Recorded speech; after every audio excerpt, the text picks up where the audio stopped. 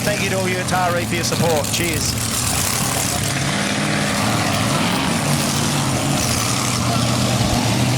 Yeah, an absolute professional, that bloke, Sammy.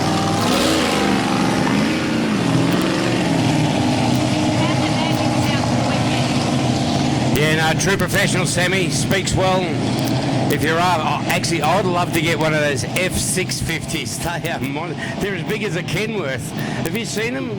They're huge. They are as big as a Kenworth. An F650. Harrow, get one into the country for us. I've got a Holden, Colorado here at home here.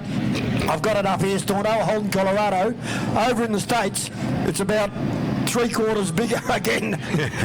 So the 150 is about the size of our 350s over here. Unbelievable. Nice vehicles. Just a little bit of stuff for the people on the bank to ponder.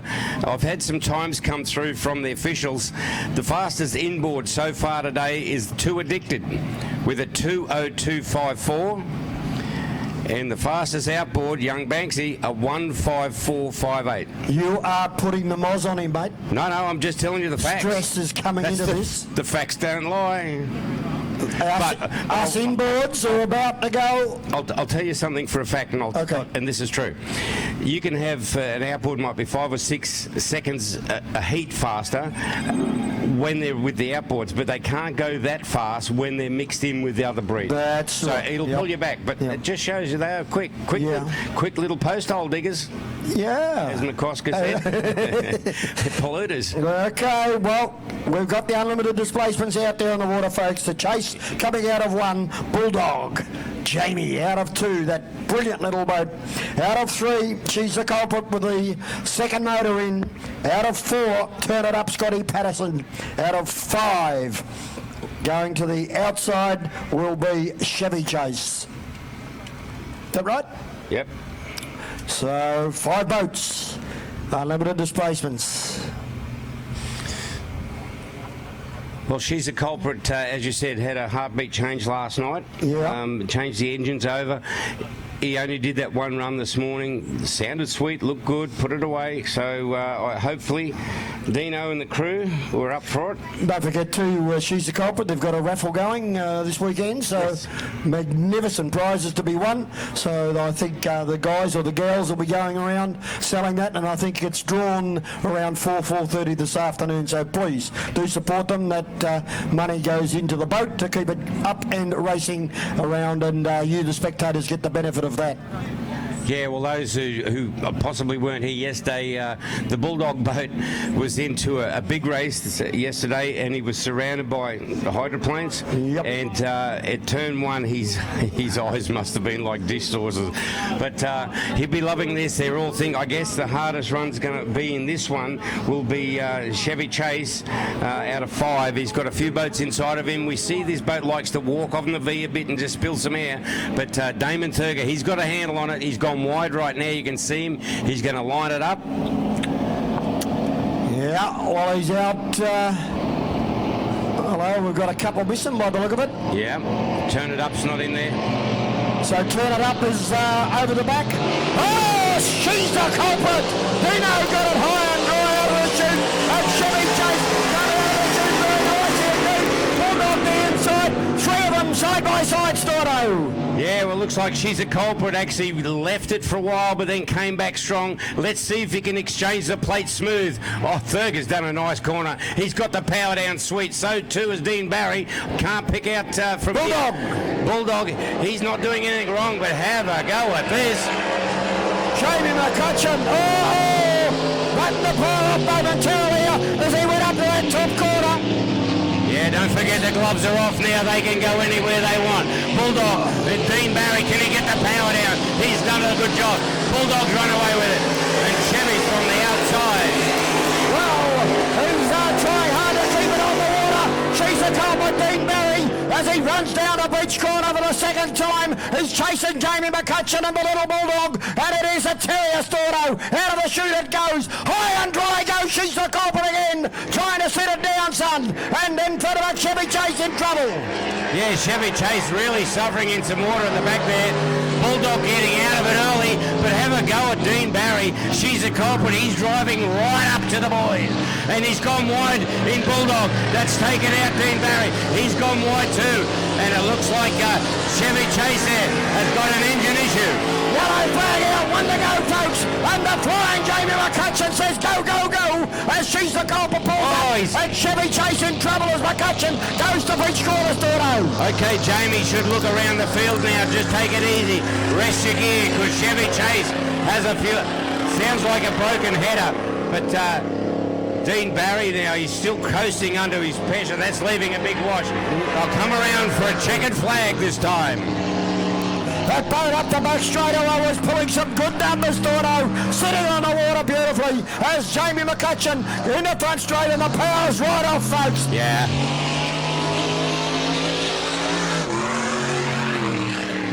Yeah, that was smart. He's had a look around, figured, why push this gear? As Chevy Chase sounds very, very sick indeed. Wow.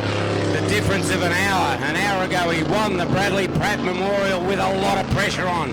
He was smashed it hard, and now paying the price. He's come through on 7 cylinders. Not a happy camper. But he will take second place. On you, Damon.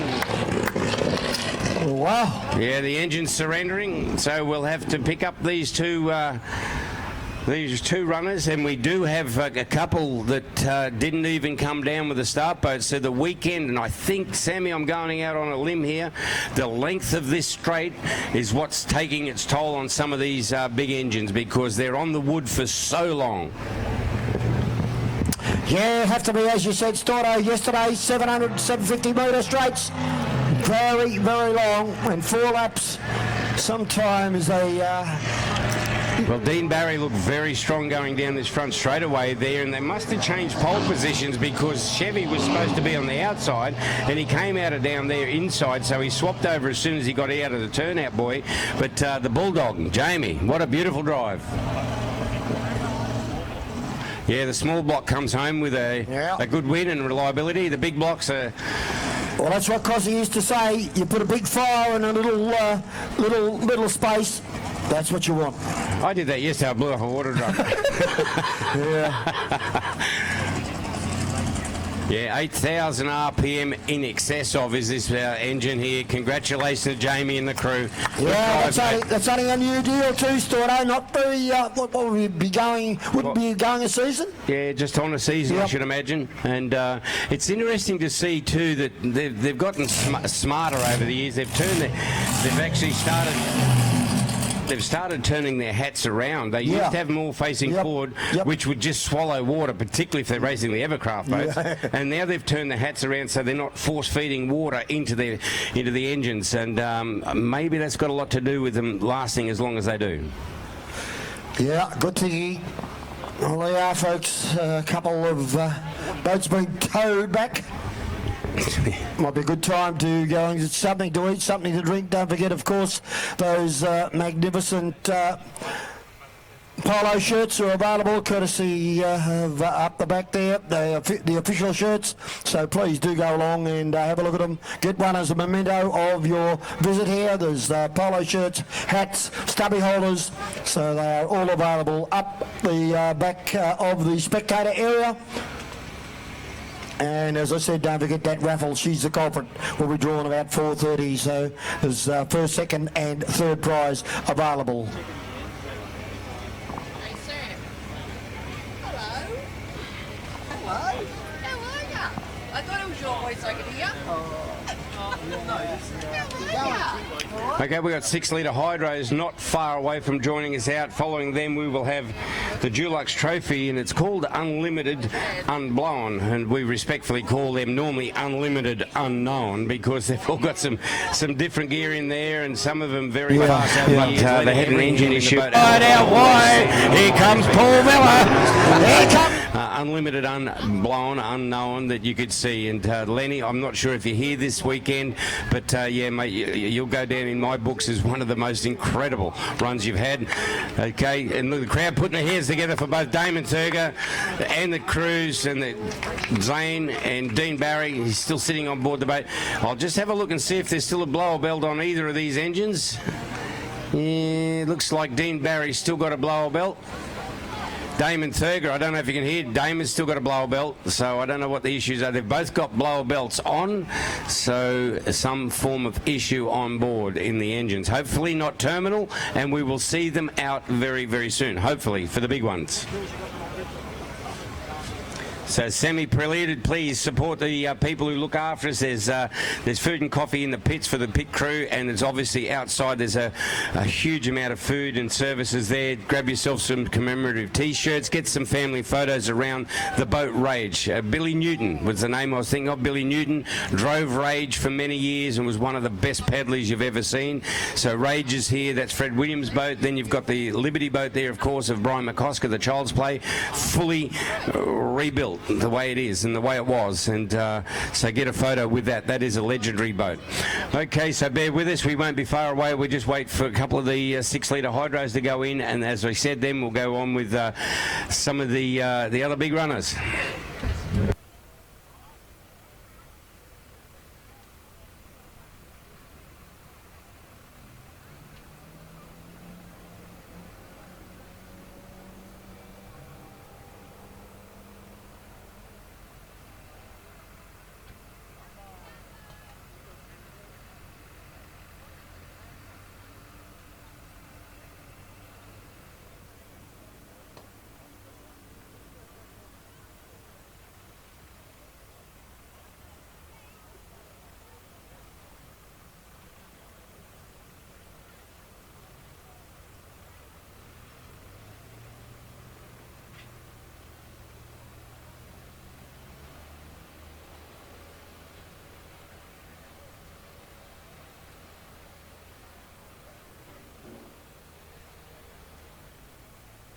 Tractor, please. Tractor to turn it up. Tractor to turn it up.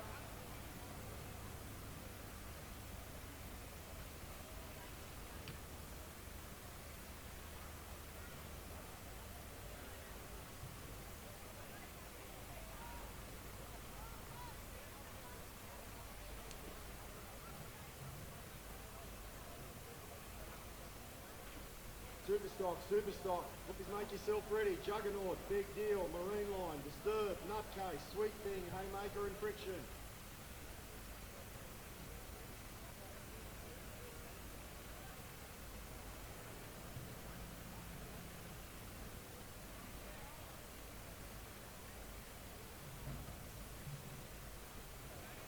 A reminder, you need shoes on in the pit area, enclosed footwear in the pit area, please.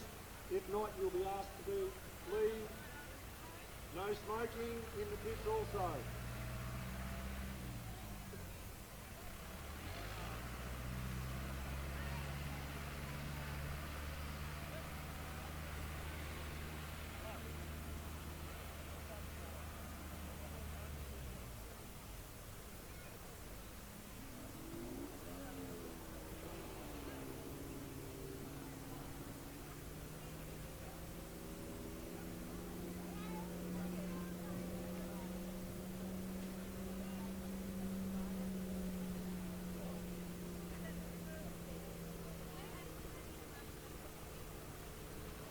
Terrific to see a lot of the old-timers that I've seen over the many years. You know, people coming from Newcastle, and haven't seen Kay Marshall though. Where are you, Kay? Tell Mick to let go of your hand and come and have a talk to us. Also, great to see Sir Con and his lovely lady Jackie are here this weekend. Con Cunningham, of course, with that great boat Shamrock for many years. Yeah, it's a great boat, and Con put a lot of time and effort and money into boat racing, and now has got a beautiful Mercedes two-door coupe that runs on 4 cylinders Tordo, 6 cylinders and 8 cylinders when he gets in it. You can afford that if you get out of hydroplanes. Oh, is that what you get for the winnings? That's all his prize money would have bought that. Yeah, but it's great. It's great to see all the people from way back to reminisce, I dare say. Yeah, no, Con, good man. But don't forget those drag boats over there. Have a look at those draggies. The Liberty boat, the Rage boat. Yeah, those guys in Rage used to go down to Yarrawonga on Boxing Day, up to Griffith a couple of days later, and back to Yarrawonga on New Year's Day. They were great competitors along with Down and Out and those types of boats. So do go along and have a look at them. They are magnificent vehicles. As I said, the drag boat was one of them over there, pulled 268 miles per hour. So I don't think I'd like to be in that. But anyway, we're there as the 6 litre guys coming down onto the water for their next race.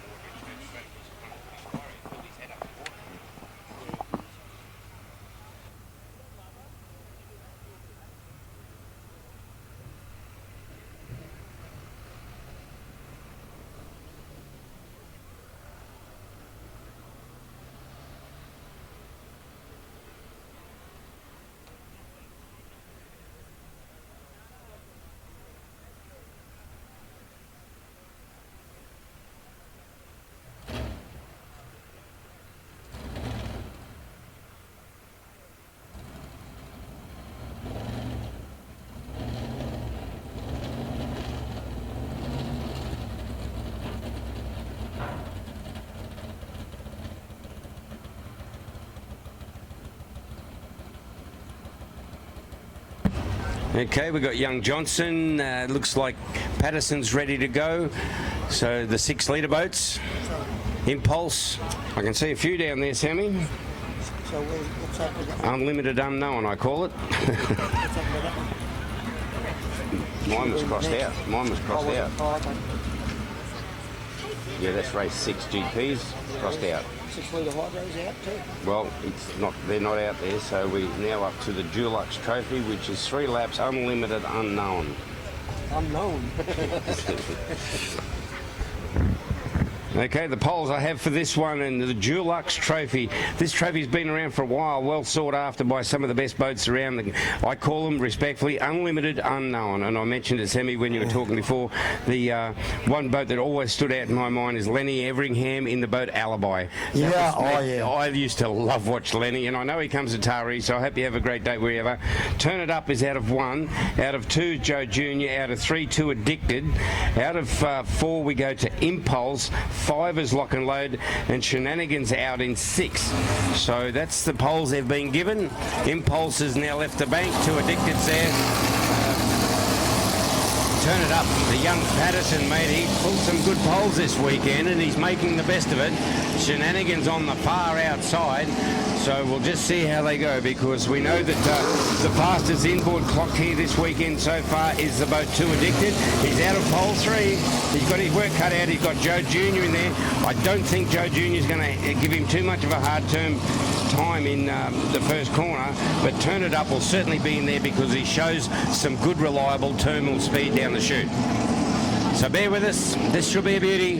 And again, thanks to the tractor drivers, the ramp officials, Michael Page, I think about 17 times national champion in a lot of categories of the outboard brand of boats. And he's now retired and he's giving his services to here and just about every club in the country. So to Michael Page, thank you, mate, for stepping up to the plate.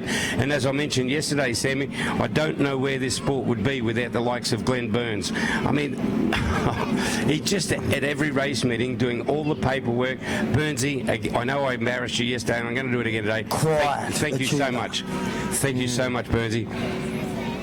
Yeah, very quiet achiever, mate. Just goes about his business. No fuss, no, doesn't get into the nitty-gritty. Great guy, great guy.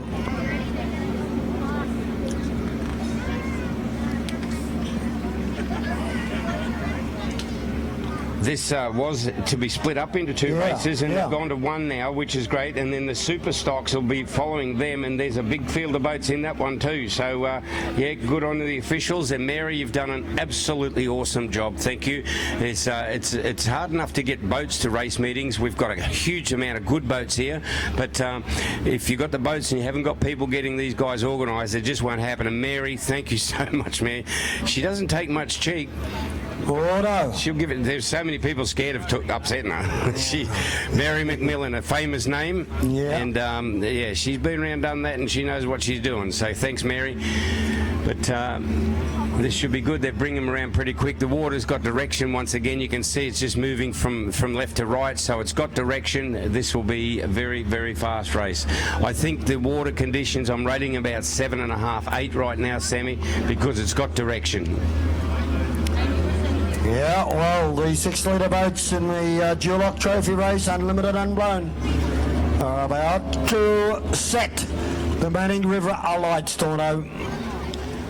The likes of Shenanigans, Too Addicted, Turn It Up, Explicit, Impulse. Pugsley's holding off a bit there. He's gone way, way back and he's come wide now. He'll come up. Try and bring it up. The ideal thing is to bring it up to the white flag on the throttle. If you have to lift your throttle, you've given the race away. So they try to bring it up to the speed. Here we go. They're all on deck. Victorians on the inside. Flag is down. Stornado, away they go. Caught them in a pretty good line. Impulse got a flag start. Lock and load out wide. And so too Shenanigans. Now Johnson is starting to follow up the boat on the inside. Too Addicted. And Connor's trying to stay with them. Turn it up. Sort over the bottom corner. He'll come out first. Geez, they're all but side by side there. Young Johnson's out there. I tell you what, Pugsley looked good. He floated the boat down. He's not out of this race. He's just on the other side. But right now, Mikey Johnson, the gloves are off. Don't forget, ladies and gentlemen, he can go where he wants. I think you'll find he'll leave a little bit of room there for young Patterson as they've gone around. Oh, Pato hit some hard water, but they've come out. That'll cost him. But right now, it's Impulse. Goes away again. Yeah, Maso got a fly around there. Got around it beautifully. Jono's trying to come back. Lock and load. Ryan McIntosh got it on the right gunnel, Storno. I thought it was good night nurse for a moment. Hit the V-wash there and started walking on the top. There's some hard water down. Oh, you can see Pugsley hit some big holes. But look at these two. They have not given up the chase. They certainly haven't. Have a look at it over on the outside. Impulse the inside. Jono got on the right and left gunnel as well, Storno. And Mikey Johnson working that plate pretty hard. And it looks like Brendan Mason, the boys, they're mine. I'm taking the boys off you. So they go around a nice, easy run. 1 lap to go, and the flying Impulse of Brendan Mason shows the way. Michael Johnson to elected. Connor Patterson running the race of his life in the 6-litre. Turn it up as he goes down there. Lock and load over on the outside, but homeward bound up the back straightaway, Storno, and they can't catch his fella at the moment. No, the Dulux 2019. Yeah, you go out on a limb and you say, Mason's got this one covered. This boat won the Liberty, the 2019 Liberty Cup yesterday. He looks good for the Dulux right now. He's got the checkered flag out, and Mason just lights the wick up and sends it home. Mikey Johnson, young Patterson. Oh, Pato gets a big chime wall. So too does Lock and Load. Oh, they're going to carry it right through to the finish. I spoke to the crew of Lock and Load as they were coming down the ramp, and I said, you sorted the problem, guys? They said, yeah, we had an issue with the carburetor. We should be right. So hopefully, and it did look pretty reliable there. So now they can creep up on it again. But Mason, what a weekend this. He ought to quit now. Stop racing. Retire undefeated. Head to the bar. Oh, yes. He's had a great day. Taking out Liberty yesterday and now taking out the Unlimited Unknown, the Dulux prestigious trophy. Mikey Johnson, I think a very mature young bloke. He's realised he's not going to run him down. Don't bust your gear. Don't make a mistake. Just cover your place for second. Yeah, great racing there by all of them. Lock and Load down the front straight though, Storno. Really, I thought he was gone. He got tangled up on the V-wash. What happens is the prop will go one side of a wash and his turn fin's on the other side, and the boats tend to then basically start to slide sideways. They're probably saying to themselves, well, who's taking over? Which way is we going? Yeah, they start to drive like a forklift. Yep. But he kept it together. And to the Superstock guys, thank you to you and your crew. I can see they're all lined up here ready to go straight away. Thanks and congratulations to all the Unlimited Unknowns. They've driven them all back to shore. So we have no reliability issues as we speak. But young Patterson, man, he a good position at pole, held his own freight down here. Got, as we said, Sammy, I think I'm going out on a limb. Pole 1 is technically always an advantage, but I think pole 1 here with the 3 boys, you've got to go bang, bang, bang to get around. So you've got 3 adjustments online. Pole 2 is often very, very much faster because you just hold one big arc.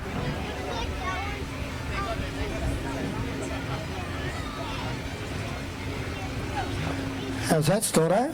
I don't know. 9, 6, 12, 13, 14, 10. We just said so many nice things about you, Mary, and you've gone and changed all our paperwork. I reckon that's the Tats Lotto numbers tonight. We take it? Yeah, 9, 6, 12, 13, 14, 10. That's Sunday. Okay, Katie's out in race. So that's race 9, then we go back to race 6. Is it 9 or 6?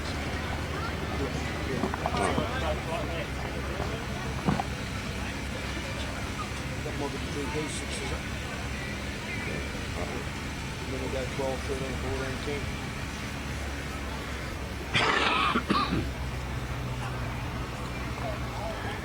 14, 10. Okay, big field of dugouts this time, Sammy. We've got some Sweet Thing is out of 1 by the look of it here. Out of 2, Marine Line. Out of 3, we go down to Friction. Yep. 4, Haymaker. 5, we go up to Big Deal. 6 is Juggernaut. 7 is Nutcase. And 8 is the Boat Disturbed. Looked very good yesterday, enjoys the conditions. He got disqualified too fast. Don't forget, these are all been on the ramp. The officials put a GPS deal in their boats. It's a 105 Superstock. 105. You go over that by a whisker, man. And by rights, if you go any faster than 105, you should be in a capsule. Yes, 105. Anything above that, you're in a capsule. And if you go over 105, you're just tearing up the prize money. You're tearing $100 bills. You're tearing up the checks. So, and it's a very hard thing because you get in a race situation and you just try that little bit harder. And there was a few of these boats yesterday I thought were doing 110. Geez, they were quick. So a big field of boats in the Superstock 105s.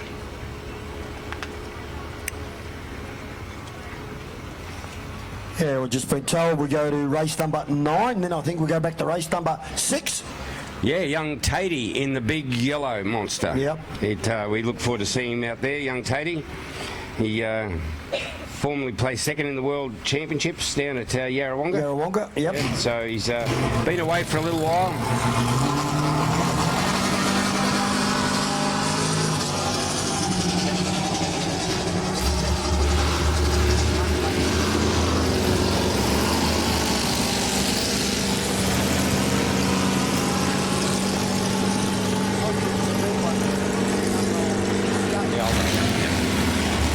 Okay, as the Sweet Thing now goes out, a beautifully turned out boat. The Haymaker, Gussie Beavers, has pulled out in the Haymaker.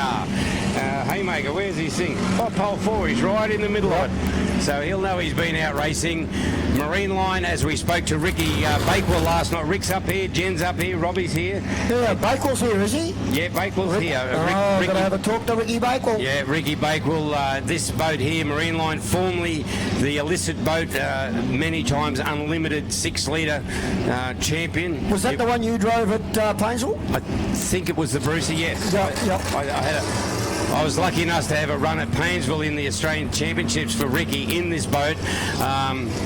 I didn't win, so I got sacked. Bob Thurgood beat me. That was quick. So they sacked me after 2 races. Then they put Johnny Cross in to drive it over in Adelaide.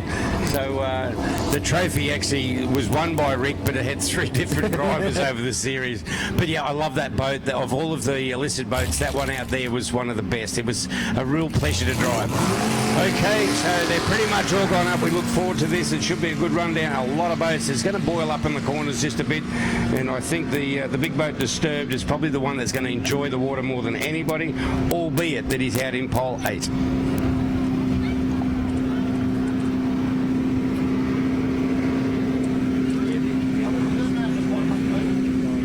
Go down the street and the deck's going like this.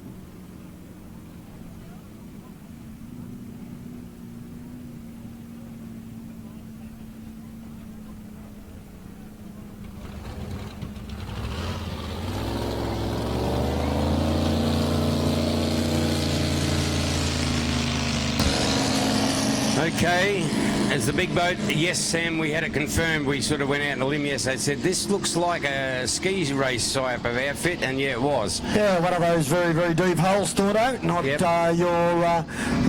good looking displacement hole that we normally see running around, but quite impressive yesterday. Very impressive. It looks like it runs similar to an Arneson drive. I mean, all the gears right out the back. But anyway, we do have that special thing on today, the air show coming very soon, 15 minutes away. Hope they're fueling the plane up, get enough fuel in it. But conditions, I guess, we'll ask. Conditions are good? Certainly will churn up the inside stomach with some of those things he does, Stordo. Hey, unbelievable. Yep. Was lucky enough to have an interview with him when he come down from there. When went back in, he come across and had an interview, and he said he goes all around the world doing what he loves doing. And his mother was here, I think, last year, from memory. And I said, what's Mum think of that? It worries me sometimes. Is that what she said? It worries me sometimes. They're doing all their stunts, and they must have like an oil leak because there's so much smoke coming out of them. Well, I thought the motor stopped. It's just sitting up there. Unbelievable. So you'll see that, folks, in about 15 minutes or 12 minutes' time, probably after this race.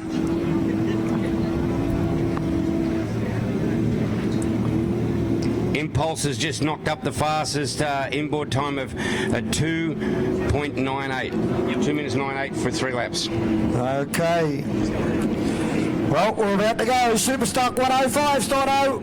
Come on, Gussie, bring it on down. Hey, maker. They've all swapped pole positions anyway. Well, away they go. Friction on his nutcase right over on the outside. And there's the third going very quickly. And I think that's Juggernaut going very quickly also. Stordo down towards that bridge corner. Yeah, they've all swapped pole positions up the top some reason. They must have had a discussion about it, but Disturbed and Nutcase very fast down the chute. It's about to all pan out. Whoever's up front, is this Marine Line? Yeah, we didn't put the muzzles on him this time. He's going, the boat doesn't look wet, but it's not dry. You can't see the fins under it. It's sitting beautifully as Friction's in second. And here comes the big boat on the outside there, Nutcase. Certainly going well. We didn't see Ricky Bakewell driving the boat like that. He'd have it sitting on the tail, but Marine Line comes out of the chute. Friction in second placing. Nutcase is third. Then we move back through the field to Disturbed over on the outside. The white boat. Then Juggernaut further back to Sweet Thing. Then Big Deal and Haymaker. Back there is a wheeler way down to the bridge corner for the second time, Stordo. Yeah, look, they've settled down pretty much now at the front, at least. Oh, Marine Line, a lot of water there. Oh, a lot of air there as he now settles it back down. As we said, it's not pushing water, but it's not too dry either. He's just got it sitting flat and fast as he goes up. He's got this one covered, barring any problems. Friction and Nutcase having a great day, second and third as they run the top corner. They've got away from Disturbed and Juggernaut, Sweet Thing, the red second of the red boats, further back in the field and Haymaker, and unfortunately Big Deal is out, but Marine Line has gone past the tower with the yellow flag out. Stordo, 1 to go. Yeah, Nutcase now having a look down the outside of Friction there. They're going to get fairly close down at the bridge end turn, but I think the inside boat Friction may have the better run at the moment, but Nutcase pulled up right beside him as they've gone in. I think they've held station, but Marine Line now on the back straight away. That Blue Brucey, have a go at it. A beautifully turned out boat as he's driven it so well all weekend. Yeah, certainly has. Friction and Nutcase having the race of their life in two there. Up to the top corner for the last time as they're about to swing in. It's a little bit hairy scary there with the wind, but all the way, Marine Line comes in the 105 class. Very, very good run. Friction is going to come through in second placing. Nutcase over the line in third placing. Now Dice, the third, is going to come home. Further back in the field, fourth. Then we go back to Juggernaut, back behind them in fifth placing. Sweet Thing, back through the field, is in sixth placing. And Haymaker, Grassy Beavers, what has happened? I don't know. He's trying to make a lot of friends. He doesn't want to beat anyone. But Gussie Vivas, the thing sounds, he said yesterday he was having a problem, and every time he tried to get it over that problem, it got worse. So I don't know what the problem with Gussie. He said, I just can't afford a new propeller right now. So I think the belief is it's the propeller is not helping the boat, but he's going around having fun. How's it going? I haven't heard him yet.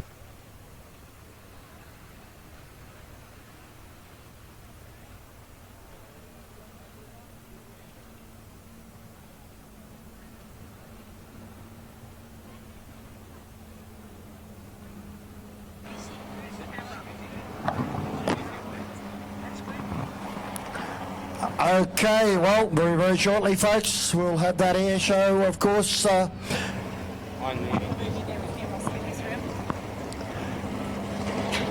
I think it's the Paul Bennett's air show. Glenn is here. Got a couple of two-way radios with him there, of course, being in contact with Paul up there. Glenn, what are we expecting this year from that great man and his flying machine? Well, you're going to see a fantastic aerobatic display by Australia's premier aerobatic and air show pilot, Mr. Paul Bennett. Now, Paul Bennett grew up in the Taree area, so this is his local stomping ground, so he's always pleased to come back here and display for you guys. And of course he will be over the waterway going up, and those straight ones, mate, when he went up in the air last year, and I interviewed him later on when he come back, and I said, did you cut the motor out? It just seemed that, you couldn't hear nothing, and you couldn't see, all he was doing there was in mid-air, like as if there was a lacquer man holding him up there. Great performance. It is a great performance. He's currently the Australian freestyle aerobatic champion, so the man's a very, very talented man, and a crazy man, which you're going to see here shortly today. And of course, he goes overseas, and in what countries does he go to and does his performance? Paul will display over 30 locations around the country and also internationally. He displays in China, South Korea and Papua New Guinea. Well, listen, these working on it. I want you to turn around because you're going to be travelling around the world now talking, Glenn. So, yeah, that's great. How long has he been doing this mad stuff up there in the Skyway? Paul's been flying aerobatic air shows for probably around 20 years now. In 2009 he was crowned the Australian Unlimited Aerobatic Champion, and is still active in aerobatic competitions, but the aerobatic competitions don't bring in the money like air displays around the world. So this is his love and his passion. How did he get into it? How did he start? Where did he start? And was it a little airplane, or was it one of these what do you call those little ones that they get around on the other day? That's right. He actually started with little random control models. His father was a pilot, and he liked flying the little ones around. And someone took him for a ride, for an aerobatic ride, and he was hooked ever since. And since then, he's devoted all his time to perfecting the art of aerobatic flying. Well, he had his mother here, I believe, last year, and I said, well, what's Mum think of it? And he said, well, she lets me do it. That's right. She doesn't come to a lot of shows, but she was here last year. She's from Old Bar, so she may be here today, so she may be watching him again. Well, who knows? All right, well, we haven't heard anything on the two-way as yet, folks, but looks forward, because I reckon he wouldn't be too far away.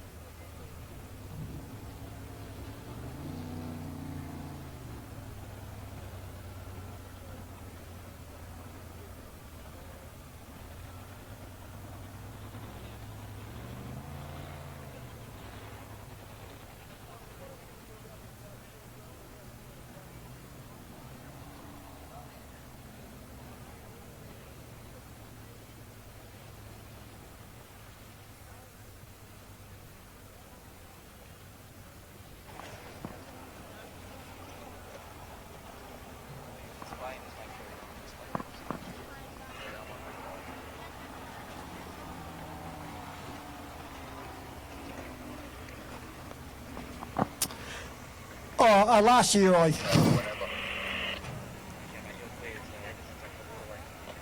Glenn was just talking to him.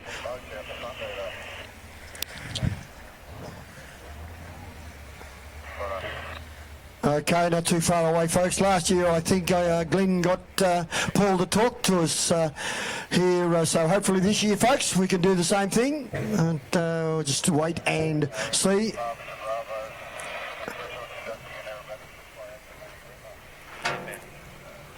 So he's inbound, folks, so I'll hand over to Glenn. I might have my dinner by the look of it that's just arrived, Glenn, so take it away from here.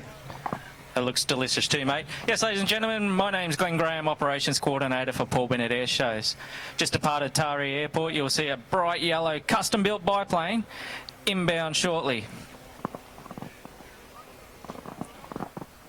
So he's just behind us now, just checking out, waiting for these last boats to get off the water, and he'll start his display. Now we'll wait for the smoke to come on, and that'll signal the start of Paul's display.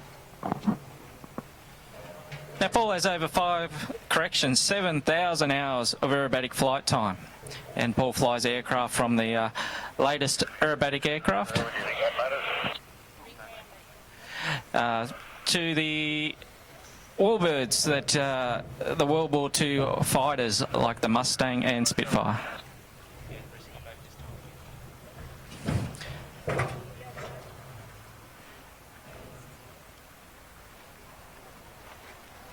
So I've just been talking to Paul, he's just waiting for this last boat to be towed in, and he'll be cleared to display.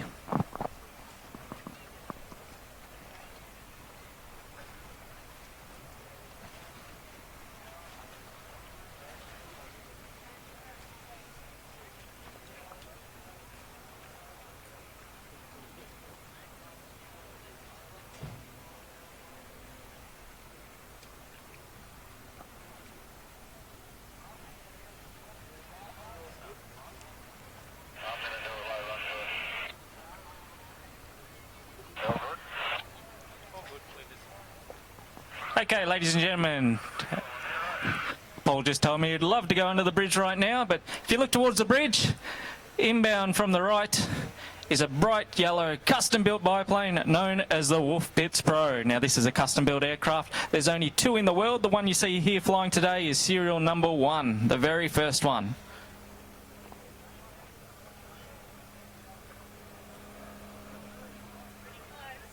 He's tempted.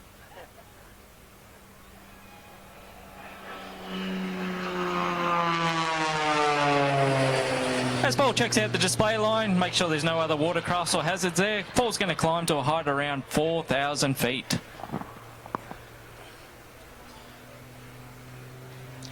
Now this biplane is powered by a 400 horsepower engine, a Lycoming 6-cylinder engine, but the aircraft only weighs about 650 kilos total, giving it, or making it, one of the world's most powerful custom-built biplanes in the world today, with a fantastic power-to-weight ratio.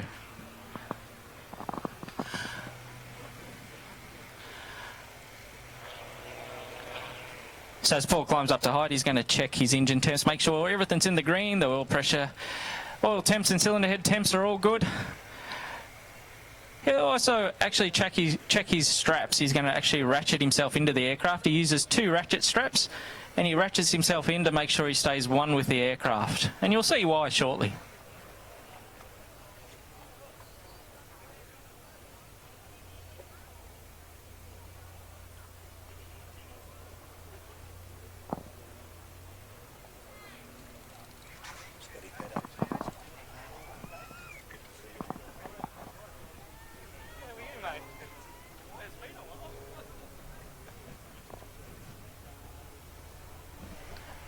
Okay, ladies and gentlemen, hi to air show right. You'll see the smoke on as Paul starts his figure 1.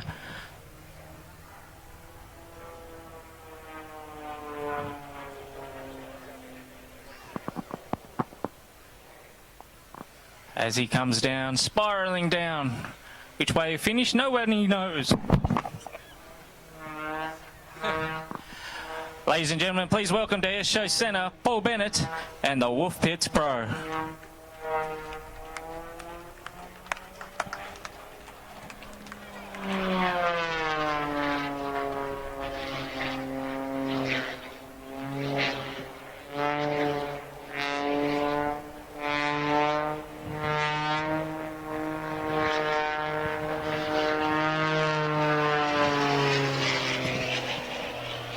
Gersha left ball's going to pull vertical, the half roll right, followed by 1.5 vertical rolls left. At the top of the vertical, he'll roll himself over down to the down 45 and watch for the inside diving snap rolls.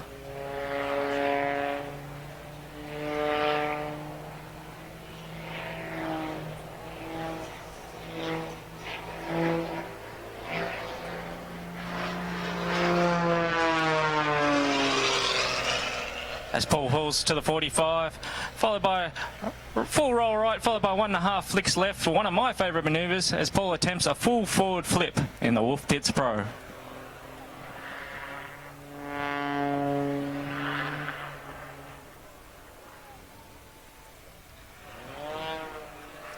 As Paul recovers, inverted.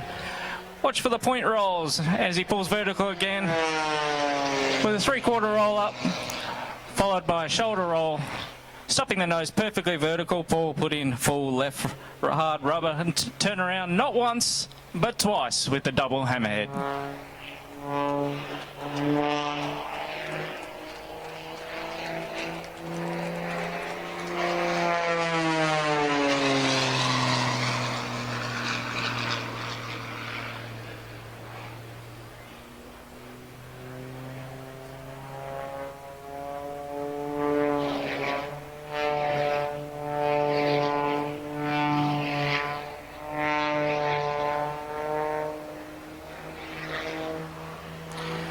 During one of Paul's displays, he'll reach up to 10 Gs. That's 10 times the force of gravity and about 7 negative Gs. Negative Gs is where the airplane's actually trying to throw Paul from the cockpit.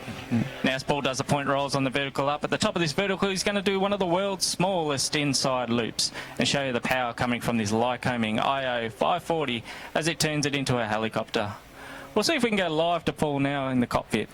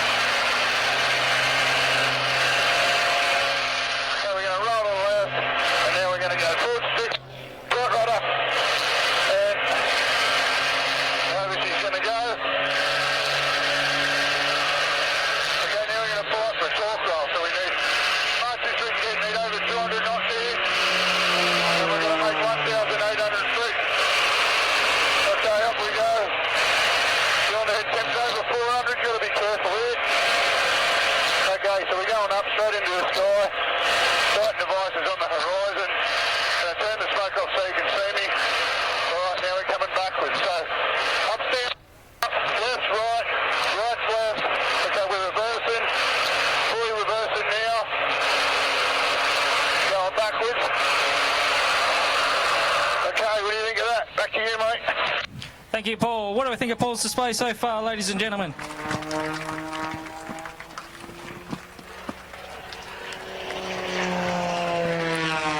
Now, Paul's reached speeds of over 400 kilometres an hour in this Wolf Pits Pro, and people are quite surprised to hear that the wings of this aircraft are still made of wood, and it's covered in a light fabric. It's the strongest yet lightest way to make these wings. It has full span ailerons on both top and bottom wings, giving it a roll rate around 360 degrees per second.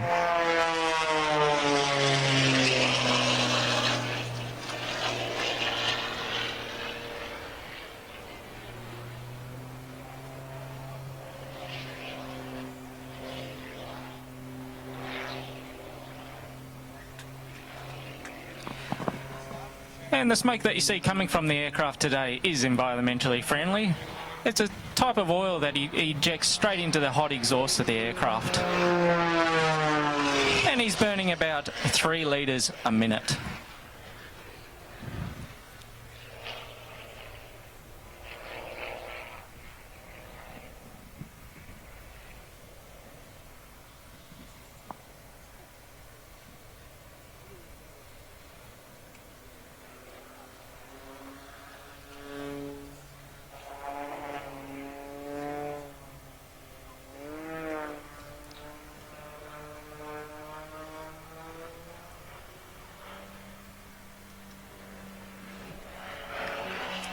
And Paul showing you the precision aerobatic point rolls to show why he won the 2009 Unlimited Aerobatic Championships.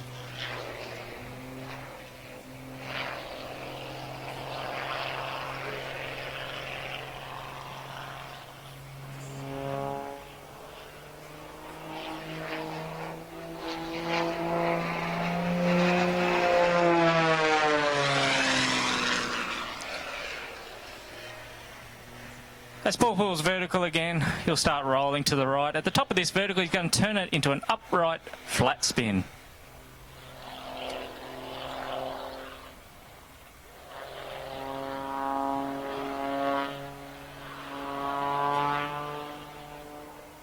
And the bark that you hear coming from the aircraft is not from the engine or the exhaust, it's actually from the propeller. The propeller tips are actually going supersonic.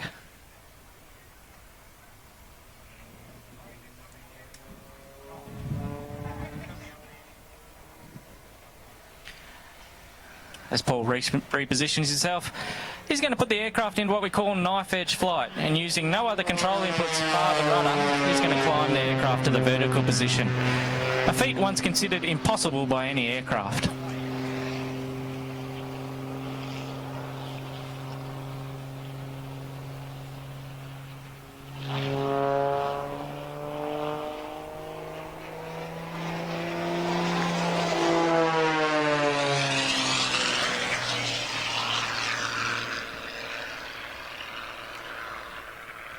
Ladies and gentlemen, if you've got your cameras handy, now's the time to point them to the sky as Paul sets up for his photo pass. He's going to put the aircraft into a slow knife edge flight, a side slip, giving you a nice beautiful view of this bright yellow custom built biplane known as the Wolf Pits Pro.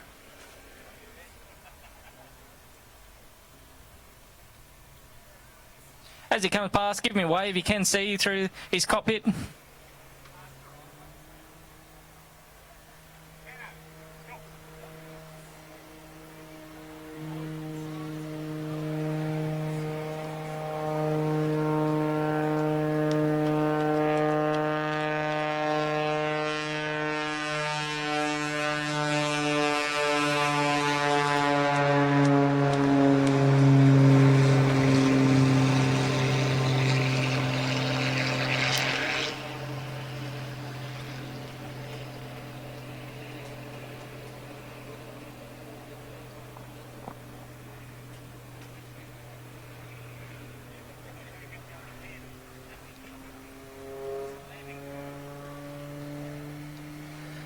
This is where Paul usually sets up for his landing sequence, but today I don't think that's going to happen on the waters.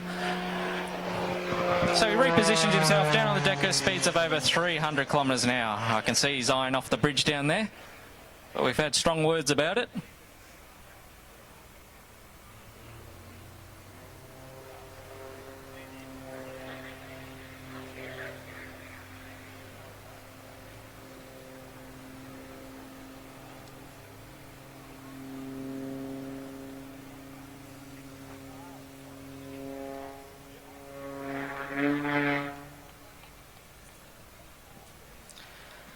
So Paul will usually land off this double hammerhead manoeuvre, but he's going to give a nice slow pass.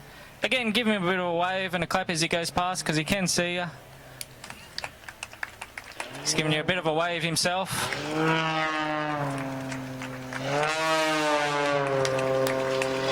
Well, that concludes Paul's display today. If you'd like to know more about Paul and his aircraft, check out his Facebook page, which is facebook.com/airshows, or check out his website, which is paulbennettairshows.com.au. Oh, well done, folks. Give him another round of applause. What a great performance. And don't forget, Sam, if anybody would like an autograph, he'll be at an asylum near you very soon.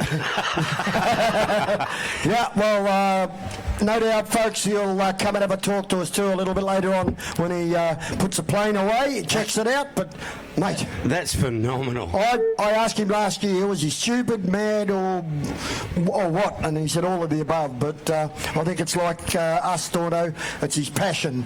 We like calling boat racing. He likes to get up there and, just do his thing. And does he do it beautifully? We've had Absolutely we've had a few crop dusters out home, which I'm impressed with, but man, nothing like that. That was phenomenal. Oh, yeah.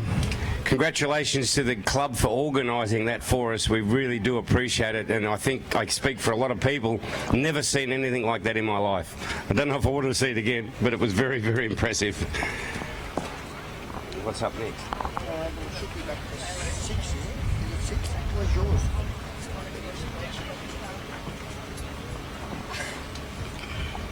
Thank you, Kath, for the lunch or breakfast. What are you about? Yeah, should be back to the GP. What's next, the GP? It should be, I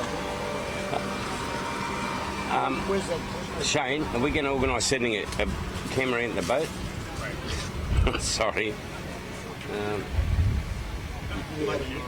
I've got it here. Yeah, but Unlimited where it hydro. went to? Oh, Yeah, 6. And then 12, 13, 14. okay. And then back to 10.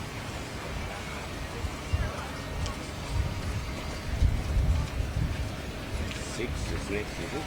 Yep.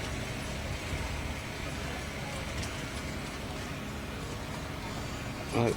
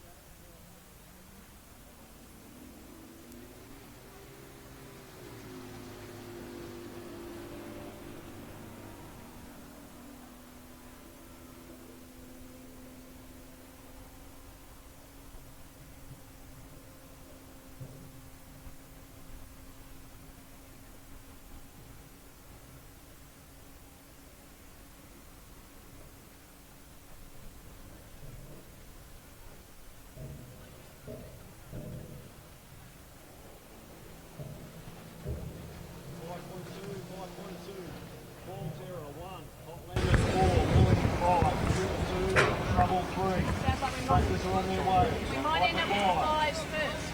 The problem is the Curlin's going to be back to back and that can't go. 3 Phoenix, 1 Untamed Lady.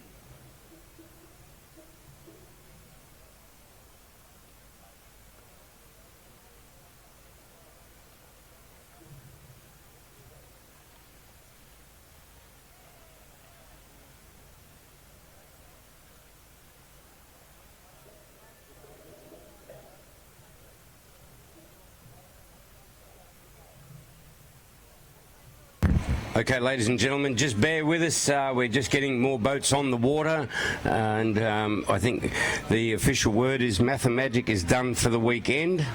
And I know that the GP60, they're trying to work on that. It's had an issue. GP55 is right to go. I think Harrison might be starting to save some gear for the big one later on. So just bear with us and we'll wait to find out. The crane is working up there. I think they're hooking up now as we speak, and we'll possibly put the 5.2s on first, but there's no boats on the water as we speak. But again, congratulations and thank you to the organisers for that magnificent aerial display that we just witnessed. As Sammy said, you'll get to speak to that pilot later on. Bruce, if you are not running, then please come and let Mary know. Yeah. Yeah, Paul will no doubt put the plane away, mate, and I'll bring him in, and we'll be able to again have a talk to him. But I reckon I would have been on the sick list after about 2 minutes of being up there with him. And what a great performance by Paul Bennett and that air show. And we thank Glenn for the commentary, knowing all about what he does.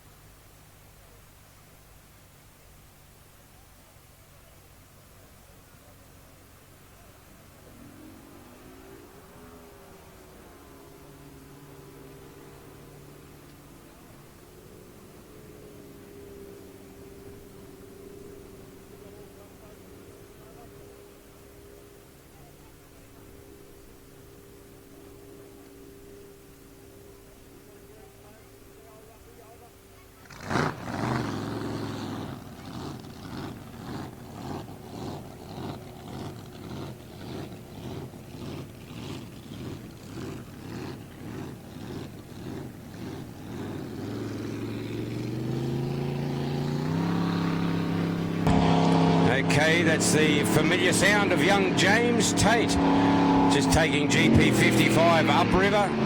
And like most of the spectators here, the last time we saw James on the water, got second in the world down there in Yarrawonga many years ago to the likes of Warwick Lupton in the lobster boat from New Zealand. And due to work commitments, hasn't been around for a while. But James, great young fella. And there was supposed to be...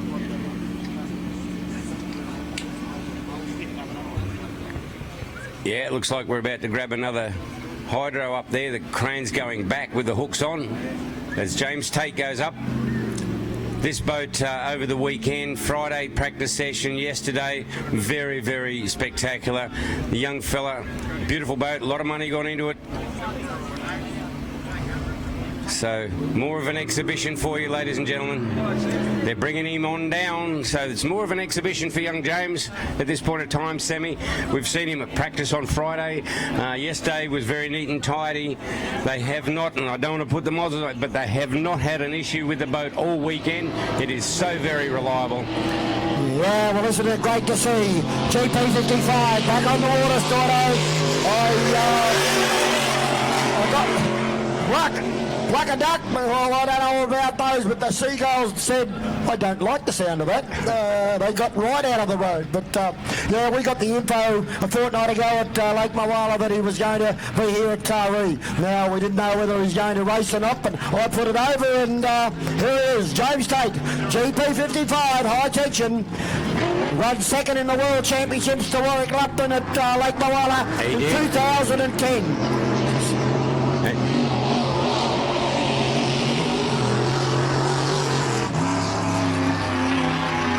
Sammy, I mentioned it earlier on, I think it was yesterday, but it is pretty much understood that these big GP boats, in a matter of 3 laps, throw enough water in the air to fill an Olympic swimming pool. Oh, easy. 2.5 tonne come out the back and out the side, you know, when you see that water just going up, folks, on the left-hand side, there is a fixed turn fin on there, like a rudder, yep. But it's fixed. And, you know, they have a degree on it, so that, of course, makes the boats turn very sharply. You're right. You can just see a little splash coming off it there on the straight. Normally, on the straight line, it's just the rudder and the prop putting up a wash. Now, the turn fin, I call it the dagger fin because it just hangs in there and basically stops the boat from sliding out wide. But... he's got one. He's not happy by the look of him going back in. Yep. That turn fin, as we said, it doesn't do anything other than stay on the course to get that turnaround. Okay. Dave Alexander, Stordo, quite a few years ago in New Zealand, they dropped the flag. Was that old white? Yeah, the old white, and that turn fin broke, went out, took the rudder out, and he done 2 360s. It was unbelievable. How he never went over, I don't know, but yeah, so that is a very important part of these GP hydroplanes. Yeah, a lot of people sort of wonder how do they make such of a wash that even after one lap you can see a wave rolling in on the lead-out buoy down at the bridge end.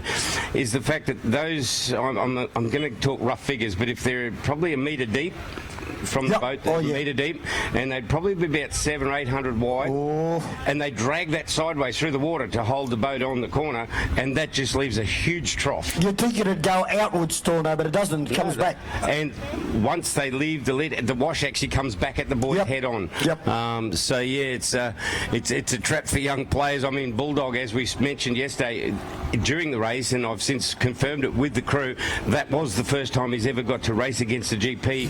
He went down in there yesterday and said, oh my God, Father, what have I done? Because it was just rough as down there, rougher than anything you'll ever see in a normal race boat.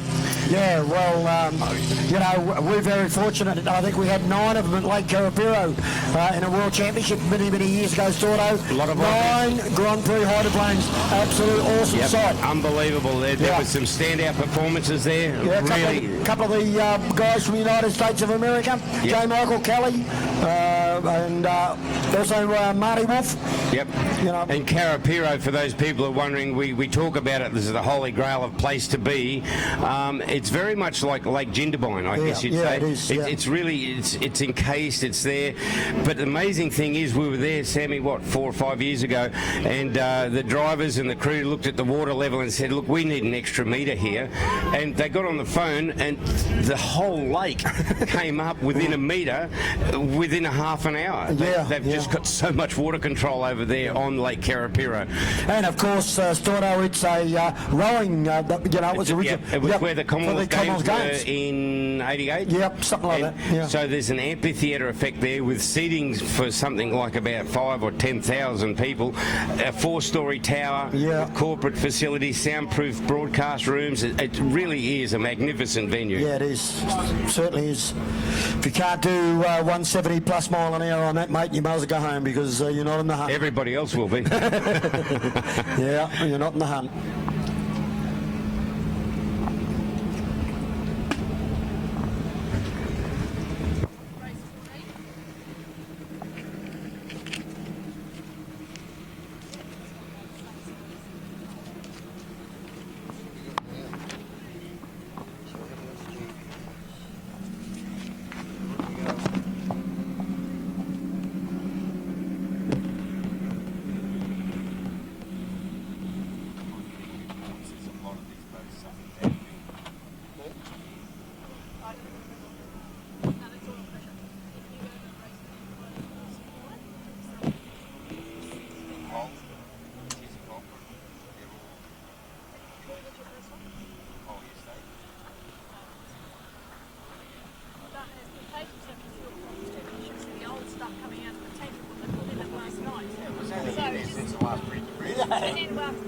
What's his? 5.2, is it?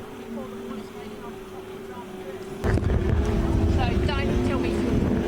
Well, Sammy, I saw Quiver go up there, so too the boat Trouble, and they've been going head-to-head all weekend, so we'll see who's got the poles. It looks like Quiver may be in the centre, so it's Woodsy and the boat Quiver as they come down. The boat Trouble, Quiver's made a run of it. Woodsy's on the outside, barring any issue. I think Quiver's going to take this one because they've just been so close all weekend. Wow, Bull Terror come out of 1, Quiver out of 2, Trouble the outside 3 as they go to the bridge corner. Let's have a look at them. Quiver's going to be the first one round. Trouble over on the outside, and Bull Terror got a beautiful turn of foot out of there, Storno. He's having a go with Trouble as he lifts that boat skywards. Yeah, Trouble. Adam Woods on the far side sits the boat beautifully as he goes up. You could see the last race these two boats had. They were side by side pretty much all of the race. But Quiver out of pole 1 is certainly making this one a runner as he goes through a nice corner. So too Woods, he comes around. But Paul Terra, as you said, Sammy, set a beautiful turn 1. I think just lacking on a little bit of horsepower. Well, Quiver, that boat sitting beautifully on the water. He is controlling it very, very nicely indeed. Trouble, Woody trying to get up a little bit closer to him to have a crack at him, and then further back to Bull Terror, but it's all one-way traffic at the moment out of the bottom chute. Up the back straightaway. Let's have a look at Woody. Got out of that one a little bit better than the previous, and further back to Bull Terror, but Quiver, that boat sitting beautifully on the water, Storno, as it goes up top corner. Yeah, it's a fraction longer of a boat, sits down there, enjoys these fast conditions. Woodsy's got to certainly come to the realisation that, well, I'm not going to run him down. Let's not make any mistakes here as he brings it round, lines it up on the home straightaway once again, and brings it down. Ball Terrors at the back of the field. But Quiver, he's just having a nice, peaceful drive up front.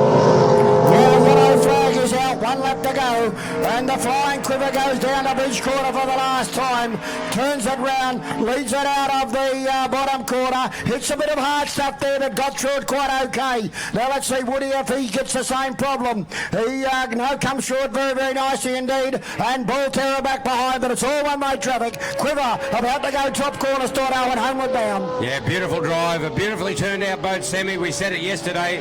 It's very rare to see him put a foot wrong. A nice, well put together unit. Woodsy's showing everything, but he's not going to run him down as Quiver lights the wick up and sends it back into the start-finish line. And Woodsy done nothing wrong, just lost the start on that one, basically from the length lead.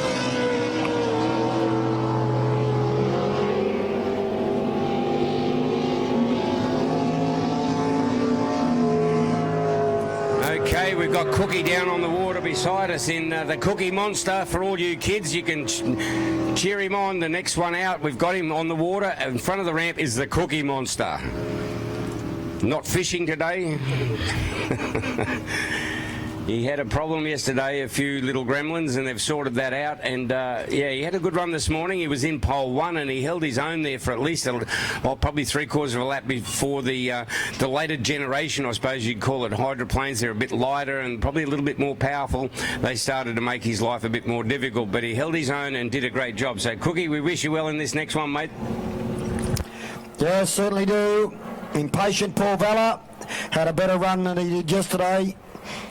So he is out there. Phoenix been pretty consistent all weekend. The yellow boat and the other white boat, Untamed Lady, will be out there on the water for the Hyper Fives, race number 13.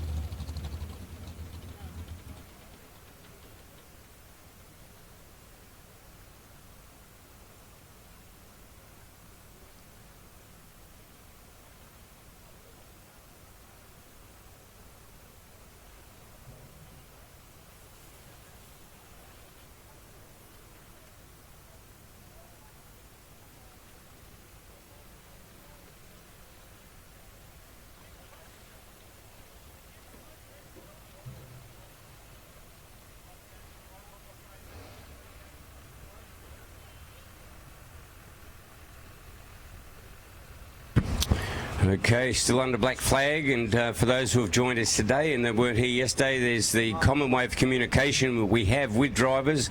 A black flag is recall, come back to shore. Of course, the white flag that drops is it's an indication of race start. When the green flags are out, water is open for racing. A red flag is probably the most important we have, because if it denotes the fact to the drivers there's an important issue on the track, stop wherever you are. Don't just come back, you just stop where you are in case there's a diver being deployed. And obviously the yellow flag is last lap. We do, and we have for many years, seen the problem possibly in a hard race situation where there's 2 or 3 boats vying for a good position. You're focusing on the lead-in boys and the boats around you, and you may miss that 1 metre square piece of coloured cloth. That's why the officials have put a caution flag and a last lap flag on the course boats at the southern end, so the drivers can see that there's a caution, meaning there's a possible problem on the course. And as we said, a lot of the newer boats, the cell boats, have got communication, so the radio operators of those teams, they can't say, look, yeah, move over now and block him off. It's more of a case of stop now. It's a safety issue for them. So that's what it's all about. It's just communicating with the drivers as we have a 6-litre boat, Hydro, Phoenix is just being lowered in by the crane as we speak. So with Cookies already in, Phoenix has now joined us, and Impatient we saw have a good run this morning. We'll see if he's out with them.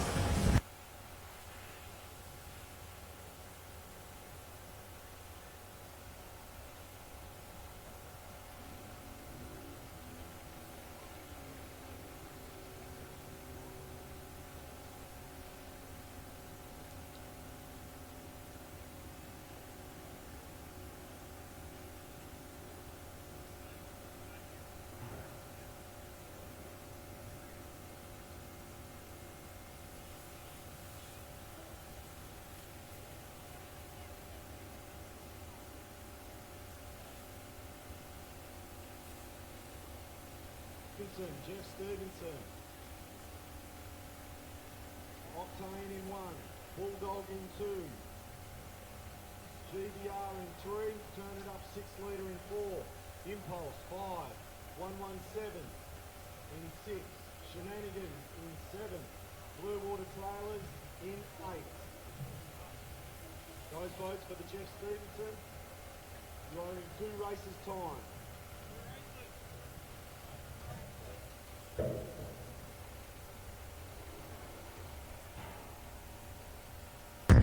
Just while we're resolving some of the draws here for the big one, the unlimited displacement, unlimited outboard altogether, the questions come from the crowd. What's a quiver? Well, I don't know.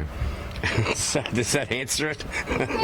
It's the name of a boat. That's all I can tell you. So the unlimited displacement, unlimited outboard, the Jeff Stevenson, a very prestigious one. I won't give you the poles, but I'll give you the starters. Is Greg Banks Racing, Octane Racing, Blue Water Trailers, 117 Impulse. Yeah, is that the pole? Shenanigans, Turn It Up, and Bulldog. So there's some absolute firecracker boats there, the fastest inboards and outboards mixing it.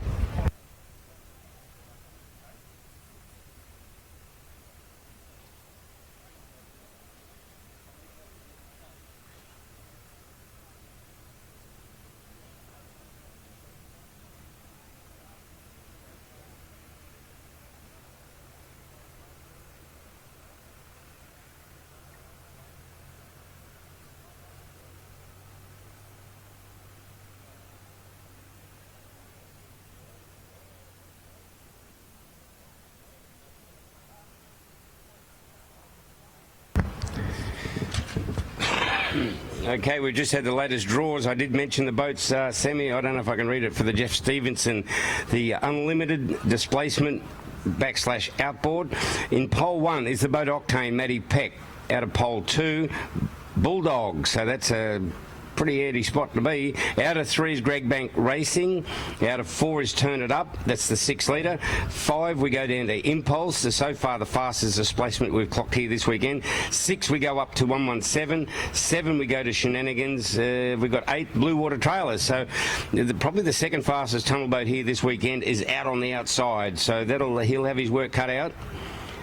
And that is coming up fairly soon. That is the Stevenson, for many years has been run as an unlimited displacement, and they've given the Stevenson family have said, no, let the outboards in, let's make this a big one. And I think it will be a big one, Sam. It'll be certainly the first time we've seen the post hole diggers or the polluters up against the hollow logs. So we look forward to that. Okay, so did we work out that quiver? I just said it's the name of a boat. Fair enough. Okay, Cookie's being pushed out in the Cookie Monster. He's the kid's favourite. We've got all of the other little hydros are up there. Sorry? I'm not in the pits, I'm in the commentary.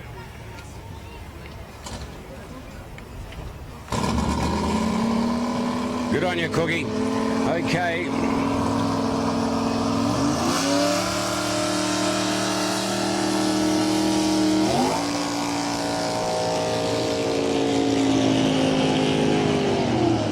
Untamed Lady has now joined him out on the course. We wait for Paul Vella in the Impatient boat and the boat Phoenix. This should be interesting. We've seen them have one run today. There's been apparently, and I've heard that there's been a little bit of a fuel issue in the pits. So Untamed Lady's out of 1, out of 2 is Cookie, out of 3 is Phoenix, and Impatient is out of 4. So Paul Vella, whether that's where he likes to be, he always loves the outside.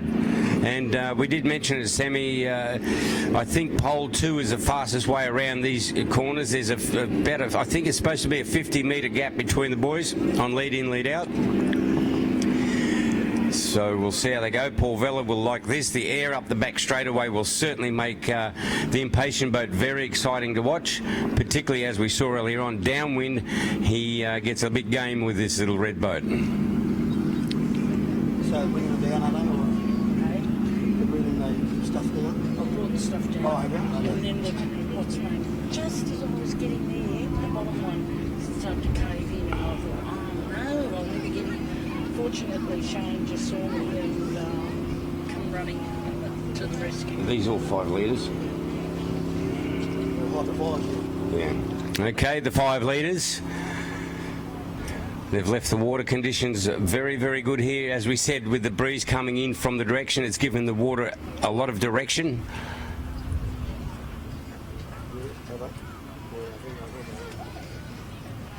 What are you whispering about? Did she put the word on you?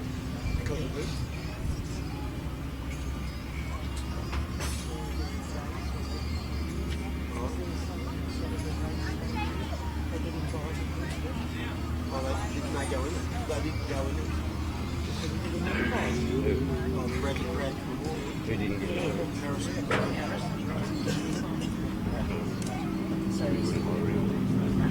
Keith's cracking shit.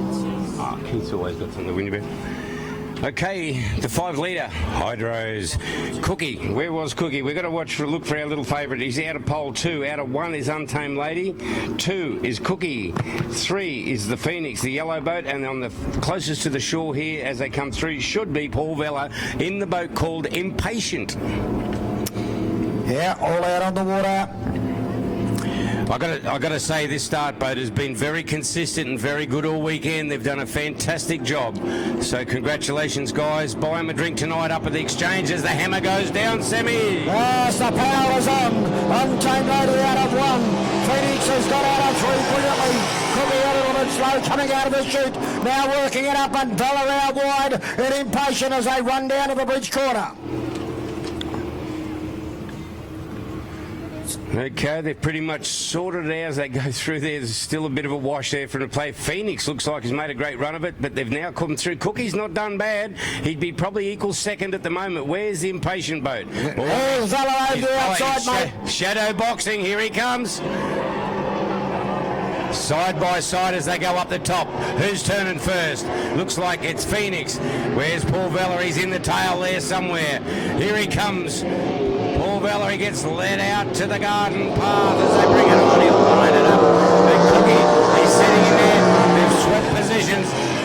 Well, it's game on now, Sammy. Our game is on. Neil Ryan over on the inside. The Phoenix Vella the outside. Impatient. And it's a racing 2 back through the field here with Cookie Monster and Untamed Lady side by side. Do you think Phoenix might be taking Paul off the race course a little bit there? He went in about pole 20. Well, he lost plenty of water. Yeah, they're side by side once again, the Phoenix and Paul. These guys have raced each other for years. They know each other pretty well, and they're making a good one of this. The Phoenix now starting to turn in early. You can see the turn fin starting to take over. Paul Vella, where is he? Let's watch for him. He'll come around. His tail's in there. There he is. He's looking good. I don't know, Sammy, the only way you could do this now is if Phoenix continues to get away. Doing it well. The Phoenix over on the inside. The yellow flag is out. Still 1 left to go. So, is Vella playing around, or is the Phoenix picked up something extra speed-wise as he goes out of that bottom corner to go down the back straightaway the last time? Well, mate, the only way Paul could do this, and he's put the hammers down a bit now. He's having a bit of a fresh run, but he won't take the buoy, but he'll certainly keep his speed up as he comes around the northern end turn. You can see Impatient now tiptoeing around the top end there, just spilling off the excess air. He brings it round. Phoenix has gone in there absolutely on the wood. This will be a flat line drag. Oh, certainly will. Nathan Mills on the inside, the outside Vella, and it's going to be Mills out of ink.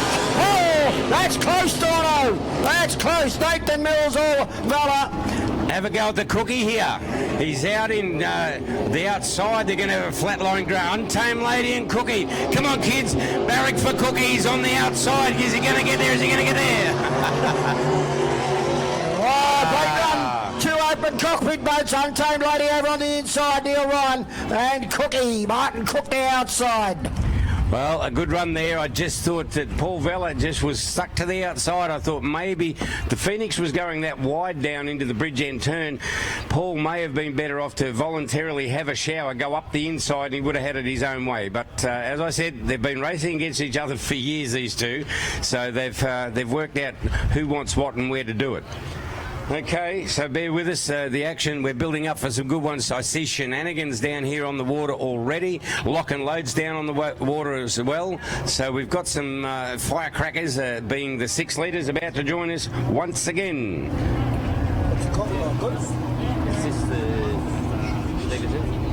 Okay. Impulse. So we just look down there. We've got Turn It Up coming in.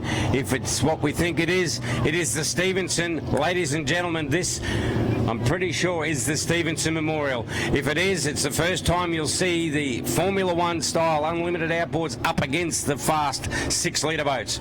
So, and we do have, I think, Bulldog in there as well, out of pole 2. So he's going to be a real cat in the bird, or what do they call it, cat in the bird cage or something? Yeah. He'll upset him. He's going to carry some freight down there. So they're all padding up now, the drivers, and they're just getting them on the water. This is a very prestigious race. The Stevenson has been run for many years, and we do thank the Stevenson family. They've opened up the deed of gift on this to let the tunnel boats in, and it's the first time this weekend we get to see the log boats and the outboards go head to head. And you can read into the results as what may happen later on in the day when we go to the King of the River. Only in the King of the River, we're going to throw GP1 and a few of the big hydros in as well. Matt, Stono, we've got the madman, his flying machine right behind us, Paul Bennett. Hey, I asked him last year, was he mad, stupid or what, and he said the whole lot of it, but I reckon, guys and gals, first of all, what about a big round of applause for this guy that put on that great show up above? Paul, passion. Oh, you've got to turn around because you're going live around the world, mate. So you might say g'day to some of your friends over there where you've been, but, mate, it is a passion for you? Yeah, of course it's a passion. You know, we all love doing what we do, and that's what I do. Glenn, I asked Glenn, Paul, about how you started. Tell us how you got into it. Well, I actually grew up here. I grew up sailing on this river, but then moved to Newcastle, and then went for a ride in a big special biplane, and that was on a Sunday afternoon. And on Monday morning, I was at the airport trying to get my license, and I haven't stopped since. That was 8 years ago. And just what is the feeling, or what goes through your mind when you do the things that you do up there? You know, because I said last year, did you cut that motor out? And you said, no, but you just seem to be floating up in midair, and we thought, when's he coming down? You know, what's the feeling like in that plane? I just cut it out a little bit just to make sure you guys are concentrating. But it's exhilarating. There's a lot of G-force. It's something pretty different, you know, if you haven't done it. The motor racing's unreal, you know, going around the corners fast and riding motorbikes and boats and whatever. But when you can make it three-dimensional, it makes it, I guess it's a whole other aspect, and that's what I love about it. And do you take that plane around the world where you go? Sometimes, but that's my favourite one, so it stays in Australia. Now I've got another one that goes around the world, so I just back a container a couple of days ago. Actually, it's about to sail out to Brisbane tomorrow. How many people around the world would be doing what you're doing? There's only 3 people in the world that can do some of the stuff that we do, the forward flips and the double hammerheads. There's plenty of people who, you know, go pretty good, but, you know, I guess you've got to put a lot of time and a lot of fuel to be able to do some of the stuff, and you've got to have the equipment to do it as well. A lot of airplanes can't do that stuff. And you just said time and, you know, practice. How much practice do you do before a event like this, what you did today? I practice every day.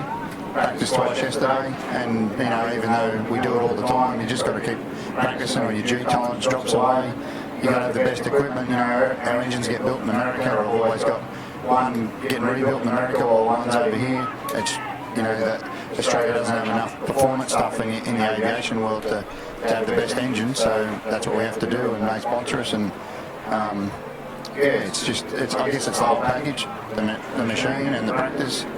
And the more fuel you burn, the better you get. And how many air shows would you do, say, around this country, Australia? About 20 in Australia, and we're booked to do 5 in China, 2 in South Korea, and most probably 1 in New Guinea, so got a fair run this year. And a lot of people, I guess, like me, that novices don't know a lot about the sport, but, you know, do they come and ask you just, you know, what you are doing up there? How do you do it? Yeah, we get quizzed about it all the time, and, you know, it's all good to bring it to the juniors, you know, and get people into aviation. Okay, Paul, just stay with us, mate, because I think we've got boats out on the water for the, is it the Jeff Stevenson? Second heat of the Dulux, mate. Okay. As they go through impulse. Okay, well, Yeah, second heat of the Dulux, I believe. So Shenanigans just told me. So they've gone down, and it looks like who's that Impulse is going on with it. But young Patterson, he's here to be seen this weekend. Gets a lot of air, but gets it going quite well once again. Good to see Shenanigans, mate. He's up there level with young Pato. Yeah, well, I don't know what they've done, but obviously Chris Pugsy said to Jimmy Shannon, give me more, because he hasn't been up there all weekend, but he's doing it well now around the outside of turning up Connor Patterson, but Maso, past the tower he goes, green flag out, so one lap down and I think 2 to go, Shenanigans the outside, oh, Pugs, he's got it sitting on the tail, Storno, as he goes down to the bridge corner. Yeah, mate, I was talking to the crew, and because of the lack of horsepower thereof, Shenanigans Pugs has got to overdrive the boat to try and make up for the horsepower loss.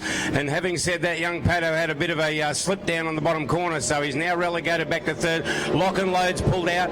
Sammy, there is apparently some sort of fuel issue going through the pits. Yeah, it's a bad luck, but Maso doing it well. Shenanigans, Chris Pugsley, he's slowly but surely starting to wheel Maso in, but the yellow flag is out. 1 to go, and Connor Patterson turned it up. Is back there in third placing. Yeah, Pato bit a lot of hard water down there. I think Pugsley took it up to him and made him work overtime. But he's now relegated back to the back of the field. But up front, young Maso, he's had a great weekend. This is the second heat of the Dulux as they go through. And you can see if any... Oh, Pugsley's got a lot of air under the side.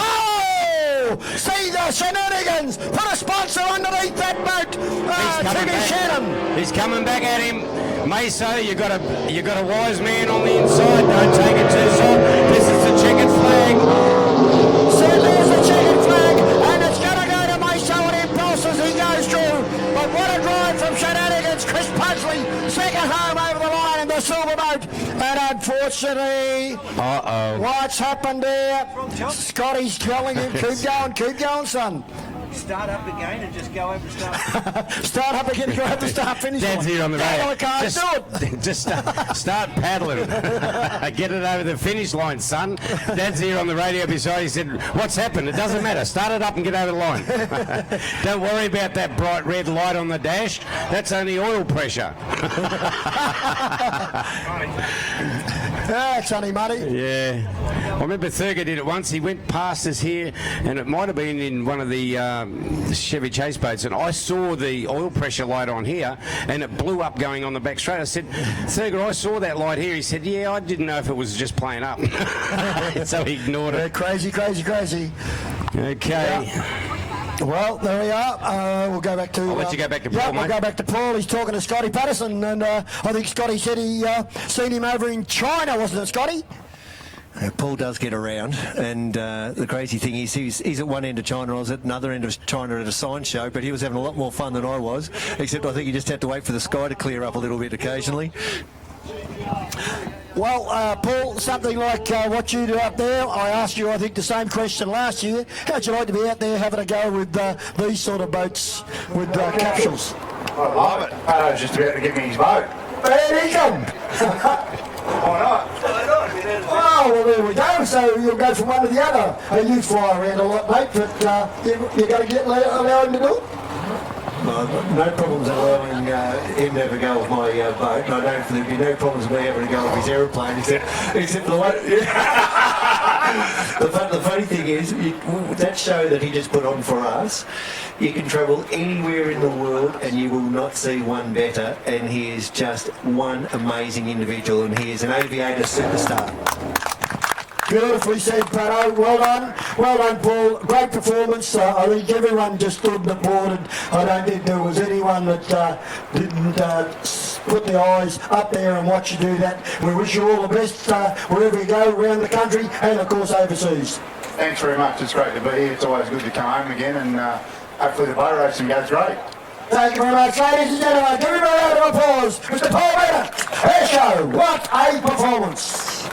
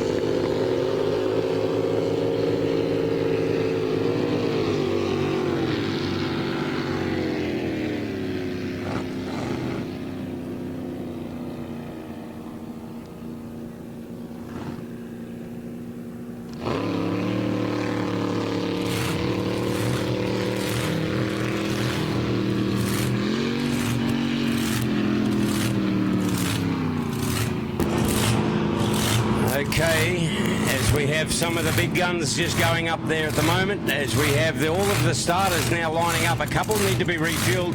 I don't know what happened to the Turn It Up 6 litre, but he's in the Stevenson, as we're not far away from there. But right now, we've seen some big hydros go up the far end, so we shouldn't be far away from seeing some action of the hydros this morning. I didn't see who left the bank, so I'm not too sure.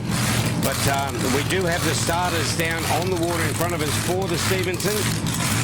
So the only one that would probably need time to sort itself. I'm not sure. I saw some hydros go up, but You need to hop back. no, they're on the ramp. Go But back. Excuse me, sir. You need to go back. You're in the commentator's way. move back. You need to go back.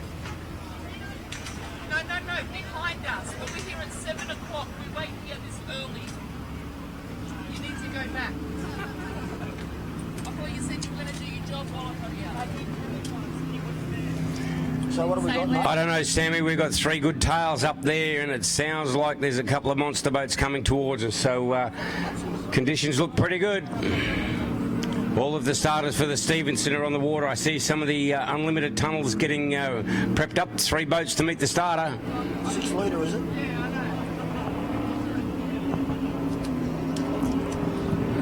Okay, just about to square the field up. Well, we may have the 6 litre out on the water, I think, Storno. Desperado! Desperado in one. That boat's for sale. GP1. GP1.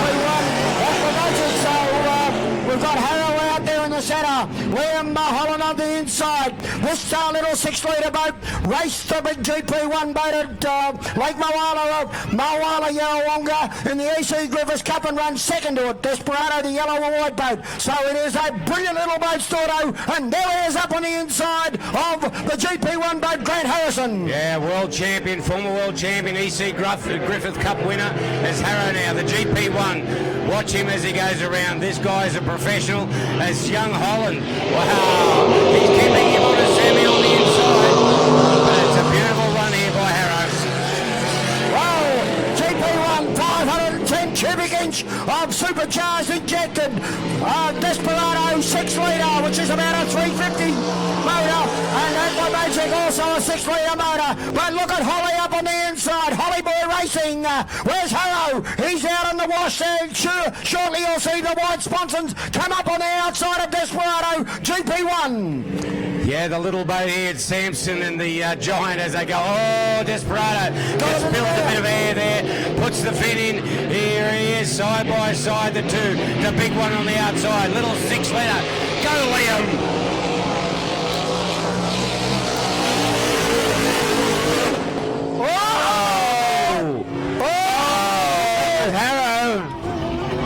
That didn't sound good, Storno. Blow a belt, we're saying. Blow a belt, maybe. Yeah. Oh, that's unfortunate. Desperado. Hollyboy Racing. American boat from Marty Wolf, Elizabeth Wolf stable over there in the States. Up the back straight away. As I said, up very, very consistent 6 litre boat.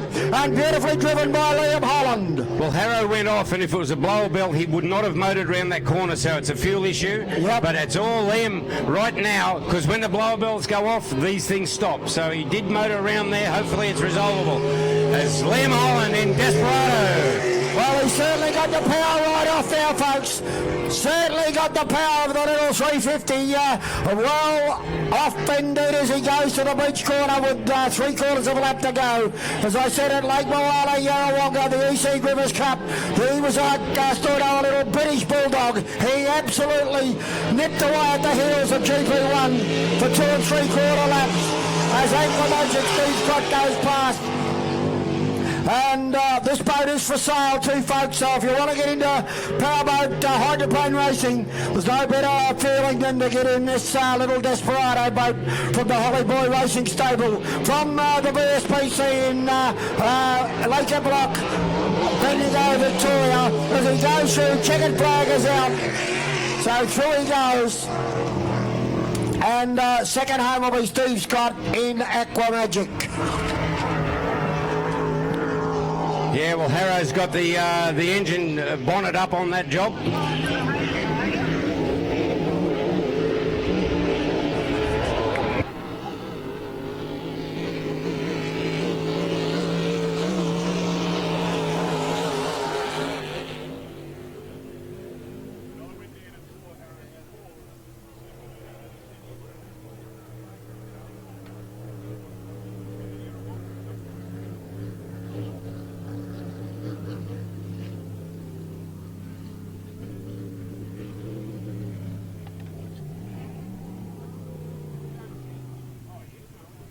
Yeah, so Harrow's having a look at the engine there. And, as I said, and we've been exposed to some fantastic boat racing this weekend, and believe you me, that is a very rare sight to see the GP1 boat have some form of issue. It snuffed the fire out as it came across the line here, but it did motor on. Traditionally, Sammy, as you know, if they throw a blower belt, they normally stop straight away because there's just no fuel being put down.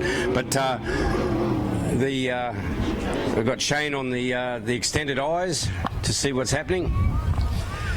Yeah, well, it's unfortunate for GP1. Hopefully it's not too bad. Come on, gorgeous. Where are you? Here she comes, folks. I'm ready for this, Sam. I know, but you've got a special guest that you're going to talk to, Mark Staunton. One of the legends. One of the, well, yes. A legend. Or do you call her a legionnairess? I think she's... come over here, gorgeous. Without embarrassing her. Yep. Haven't you?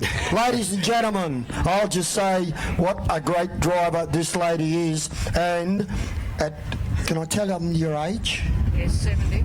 70 years of age. 70 years young, isn't she? And she had that big accident overseas, Mark. 18 months ago. You know all about it. Kay Marshall, ladies and gentlemen. She is the first lady of Formula One racing worldwide. I don't mean to embarrass you. Oh, hang on, I've got to look at the camera. You better stand in for me because... anyway, Kay, you've won the 24-hour in France. It's a race that goes, like, starts at 4 in the afternoon and goes right through. Yes, Can you give us a brief description of what that must be like? It's very hard on the body. There's 3 drivers, you do a 2-hour rotation each, so in a boat for 2 hours at a time, so you end up doing 4 stints of 2 hours, so you do more than a year's racing in 24 hours, and it's hard. You go night and day, very little rest, a little bit of food to keep you going, but my God, it's a great race. Kay, you've set the standard, and I speak with this with all due respect, you've set the standard in Australia for many years. The multiple Formula One champion, Nick Ames of Formula One, he used to just go, this is not right, this is how Kay would do it. And everybody was set, you were the standard setter, and there's a lot of the drivers, you've raced against the best in the country, whether it be Halliday and all of the big things, and a lot of the guys have seen the light and retired and passed it on to their kids and grandkids. You're still out there punching around the world, and you did have that major one over in Thailand 18 months ago now, and you were clinically dead when they pulled you out, a broken back, and you're back to running 24 miles a day, by all of you. So, Kay, You can't keep an old girl down. that's right. You left yourself over then. Kay, we spoke off air this morning. I don't think it's confidential, but you're eyeing off a couple of options for boats around the world, so you're not that far away from getting back in. No, I'd really like to get back into it. It's funny that it just gets into your blood and you can't get rid of it. I've tried. I really have for the last 18 months. I've tried for 12 years and it didn't work. And you come here to the racing and you see what's going on, and it's just nice to be around all the people again. And because of my age, we hang around with young people, and that keeps you young. Yep. And it's good to get out on the water and beat those blokes. I just can't wait. It is, yeah. So, Kay, just looking ahead, if you could write a script for it, you'd have a boat here next year at Taree. I would love to. Okay. Yes. I've offered my boat to Sammy, but she said it's not fast enough. Kay, you've got a hubby. Yes, I definitely do, and without him, I would not be able to do what I do. I am, Yeah, but tell us why he's not in the boat, why you're in the boat and he's not. Well, he used to be in the boat, but he drove monos, and monos just aren't fast enough. Can I just, this is what I understand how it happened. Mick, I know that Kay can't say it because you get into trouble, she's got to go home with him. They were out racing and Mick was a gun, he was one of the best, and he came in and he just couldn't win. And Kay was giving him the orders, and he said, well, if you can do better, get in the boat. Well, the boat hadn't been beaten in for another decade, so you've stayed in the hot seat, and you've driven, as I said, set the standard. You've raced right around Europe, Asia, and it's fantastic to have you, Kay. It's really good being here, and actually Taree is where we start, where we got the smell of the fuel and the oil. 1982, here at the Australia Day Festival. We were water skiing down in Foster Tuncurry, and we got a bit tired and thought, oh, we'll go up and watch the racing. And maybe that was the worst thing that we ever did. It got in the blood, and it hasn't left yet. Awesome job. And I have to say that financially you guys suffered pretty bad over there in Thailand because you were busted up with a bad back. You were dead for a start. Yep. And GoFundMe, your daughter opened up the page, and there was probably a lot of people on the foreshore here today, maybe throwing a few dollars in, so like, it's appreciative to bring our own back. It is, and it's amazing because we've had the chance to compete all over the world. Just all our friends from all over the world helped us. The GoFundMe with the hospital and with getting back to Australia. And there's no words that we can ever say to say thank you. It just doesn't seem enough, but that's as much as we can do. Okay, I did mention it to Sammy earlier on, with the rescue facilities we have in Australia, most of the drivers look at what divers are there and what facilities are, and if they're the best of the best, you just try that bit harder because you know you're going to be covered if it all turns ugly. And I mean, how do you rate? You have raced around the world. How do you rate what we offer here in Australia for safety? Australia really does have really good safety facilities available. In Asia, they're a little bit touchy. I was just lucky. The fella that was in the rescue was a forensic doctor, and he's the fella that saved my life. But if he hadn't have been there, I'm sorry, Mark, I wouldn't be standing here talking to you today. Oh, we're still not getting in your boat, right? Ladies and gentlemen, you may get to see Kay out in the general public area, but please put your hands together. She is the #1 lady of boat racing in the world. Thank you very much. Thanks, Kay. Thanks for joining us. And yeah, I'll take up on that offer. Put my boat on you. Take it back to Queensland and get ready for Bundaberg. I'll try to make it fast. That's it. Take as many test days as you want. I have to leave that one up to me. I'm just not behind the wheel. Good on you, Kay. Thank you, mate. Thanks for joining us. It's good to see you here. Thanks, buddy. Yeah, well done, Kay Marshall. And I must also say, Kay was leading the race when that happened too. So yeah. I've got to say this. She was leading the race. She crashed. There was a political thing there. They wanted a particular boat to win. So until the next boat that was running second crossed the line, then they deployed the crash boat. I think it was pretty right? Yep. Was it a steering problem, Kay? Yeah, the actual steering spline broke. Yeah, the actual steering spline broke too. There she is. On you, Kay. Good job. Thank you. Well done. Kay Marshall, ladies and gentlemen. What a gal, Storno, what a gal. Okay, we're getting ready. I think, we've got Harrow here. Put your hands together for Harrow, ladies and gentlemen, as he comes past. I'm sure that it might make him feel a bit better because... I don't think I've ever seen... I've never seen this. No. Hogan's Road, he threw a blade. Pikes Creek he did too. Yeah, Pikes Creek, he threw a prop. Yep. On you, Harrow. Thanks for bringing the best of the best to us, buddy. Yeah. So, is it right? Are we right to fix it? It's all... well, that's 2 finger salute. Yeah, so he's going to put another 20 cents in the slot and he'll be ready to go this arvo. Yeah, he loves the boat.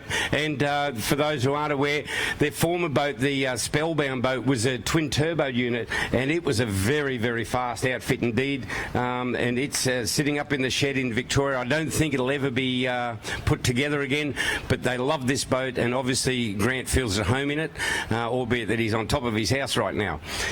All right, well, the starters, Sammy, for this big, prestigious Jeff Stevenson Memorial coming up. And as we said earlier on, and I'll say it again, to the Stevenson family, thank you for opening up the deed of gift on this one and letting the unlimited outboards and any displacements, the best of the best, bang them together. And this will be an eye-opener for this afternoon's Gold Cup.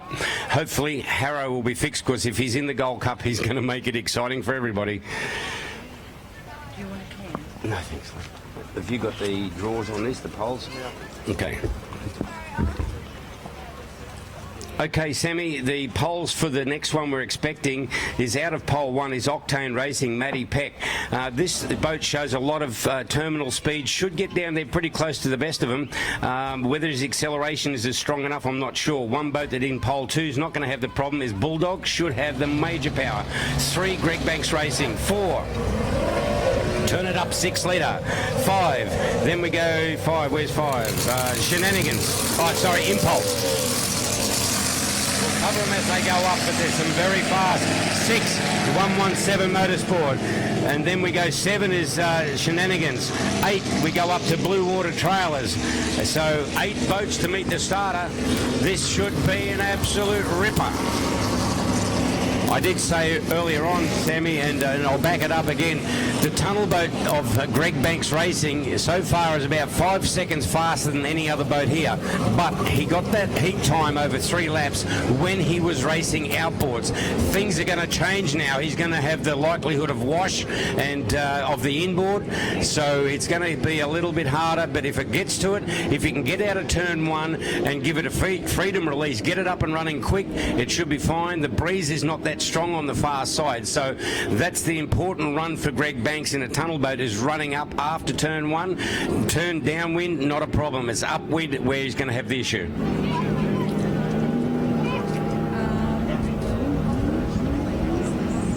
Did that come out all right? Yes.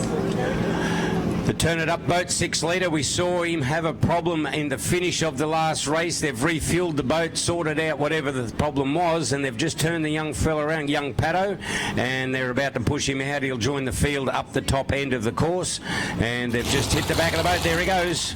So young Pato shuts the lid, locks it down. The boat's milling around up there. That's Matty Peck, you can see, doing a big warm-up session. Traditionally, what the outboards do, ladies and gentlemen, as they go up to the top end, they set them on absolute max freight and max trim, so that when they actually come down with the start, they don't have to adjust the attitude of the boat. It is set at max flight.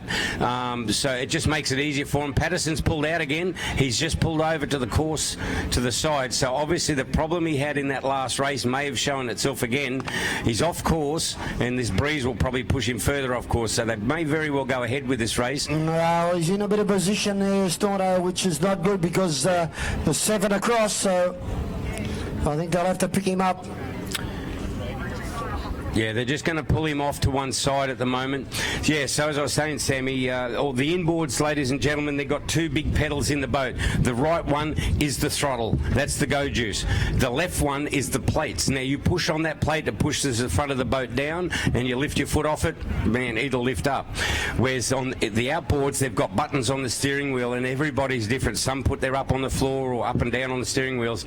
But to set the boat going upwind at max freight, max speed, then when you come down for a start, you don't have to bother about it until you get down to turn 1. So that's what a lot of the tunnel boats will do as they go away.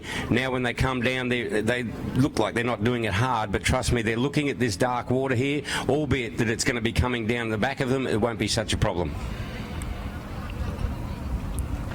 Yep, while they're circulating around, they've got Turn It Up now in a position where they could probably raise the white flag, Storno, but coming out of pole position, number 1, Matty Peck, the Octane Racing boat.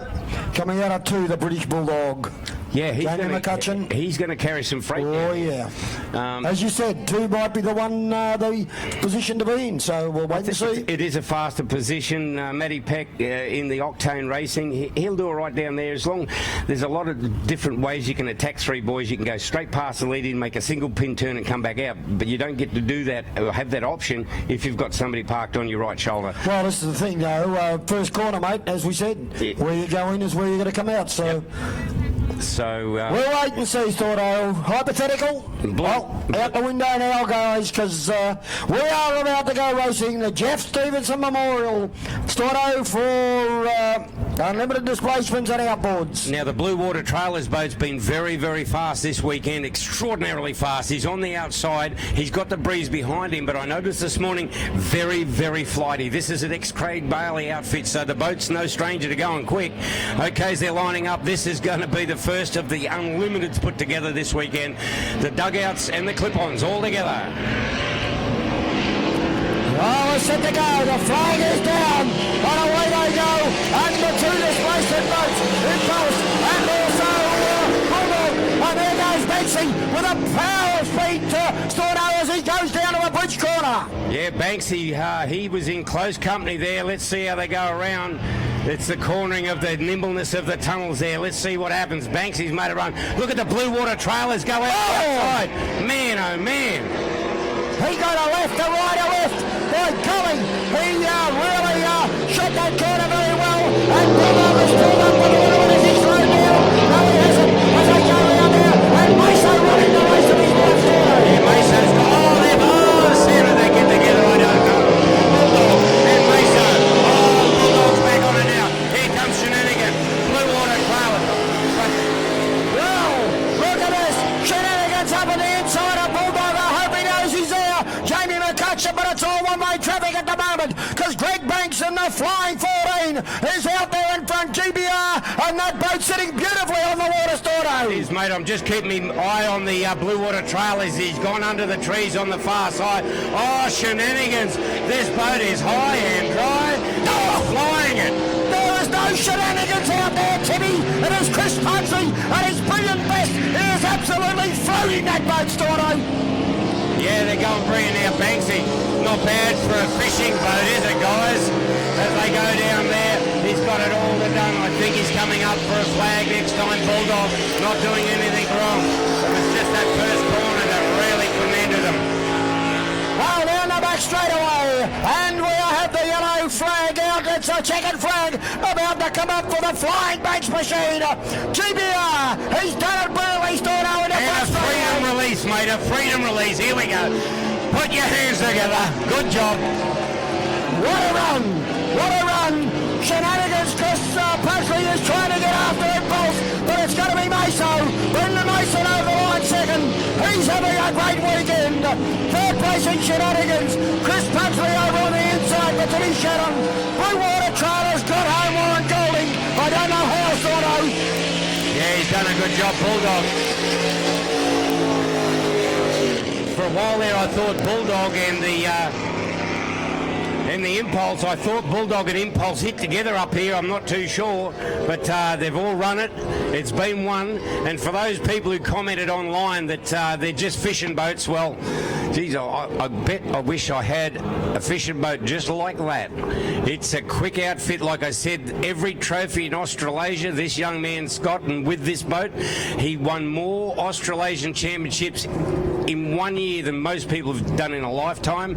It's a Jemison boat built in New Zealand by Malcolm Jemison, and it's been driven to the perfection it has by young Greg Banks.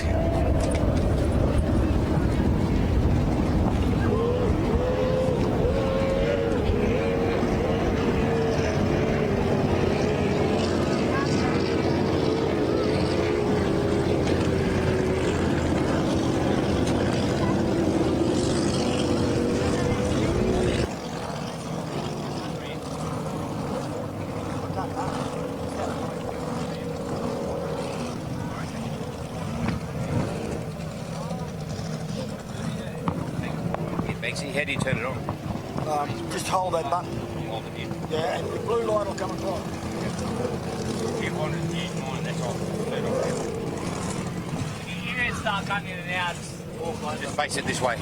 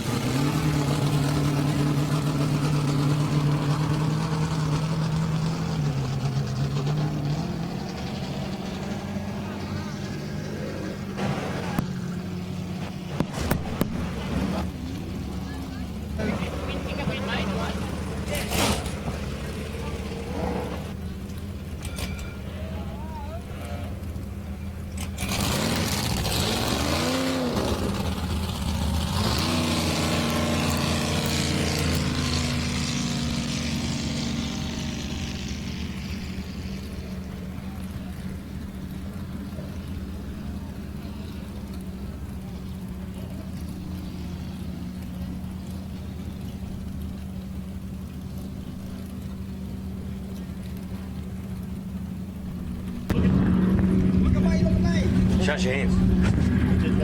They're not even shaking. Okay, Sammy, ladies and gentlemen, mate, thanks for taking the opportunity to get out of your boat and come straight. Greg Banks, mate, awesome job. How'd the boat feel? Yeah, it was good. It's very similar down the first straight, but I was lucky to get out and get a little bit of clear water for the first lap and a bit, and then just try and hold on. So, as I said, it was a prestigious race, the Stevenson. It's great from the open up the need again and put the outboards in with the lock boats, as we call them. But it gives you a bit of an insight as to what might be going on this afternoon in the Gold Cup. Yeah, that's right. And then throw out a few GPs and hydroplanes out there. It'll make for an interesting time. Mate, was the water okay? I mean, you only had a couple of logboats there, albeit they're very fast. With the first corner, you had Impulse, you had Bulldog yourself. We must have been fairly close down there. Yeah, it was. It looked right. There was a white boat. I looked left. There was a white boat, and that basically was it for most of the straight. And lucky enough, I was able to just go that little bit deeper in, and then sort of the water was all right. There's a bit of a breeze coming down the back straight, but yeah, it was the same for everyone, so it wasn't too bad. That breeze coming out of turn one down at the bridge end, did that help you actually get the boat up and running real fast? Because you seem to just come out of there like a shotgun. Yeah, definitely sort of made it have to trim it up as high. It definitely helped. So it can help, but at the same time, it can also put you in the water. So, mate, any changes you look forward to doing now before the Gold Cup this afternoon, or do you think it's pretty set the way it is? I think it's pretty right. We'll just check on the tune a bit in case the air changes, but other than that, I think we're pretty right. Okay, do you want to explain that to us, the air tune and all that sort of thing? Basically, they run off like air density, sort of, and the denser the air, the leaner. Wait, no, I get it wrong. The denser the air, I think the more fuel you got to put in them. And then obviously the less air, the more you can take fuel out of it. Like it sort of levels itself out. And the air was pretty down this morning, but it seems like it's sort of picking back up. So I'll just have a quick check before the final, and hopefully all good. The fastest run you'd lent on it would have been the run down to the first turn. Would that have been your quickest run? And what revs were you pulling? 10-2. 10-2. They got a very short lifespan when you do that, you know. So that's why I was hoping the corner would come closer and closer when we got up to 10-2. So, but all the top ones been up near there, and you just sort of hope that it lasts for the race, and it did. So hopefully we got a couple more out of it, and should be hopefully all good. On your buddy Greg Banks, ladies and gentlemen, his name's on every Australasian trophy there is to be had, mate. Good luck this over.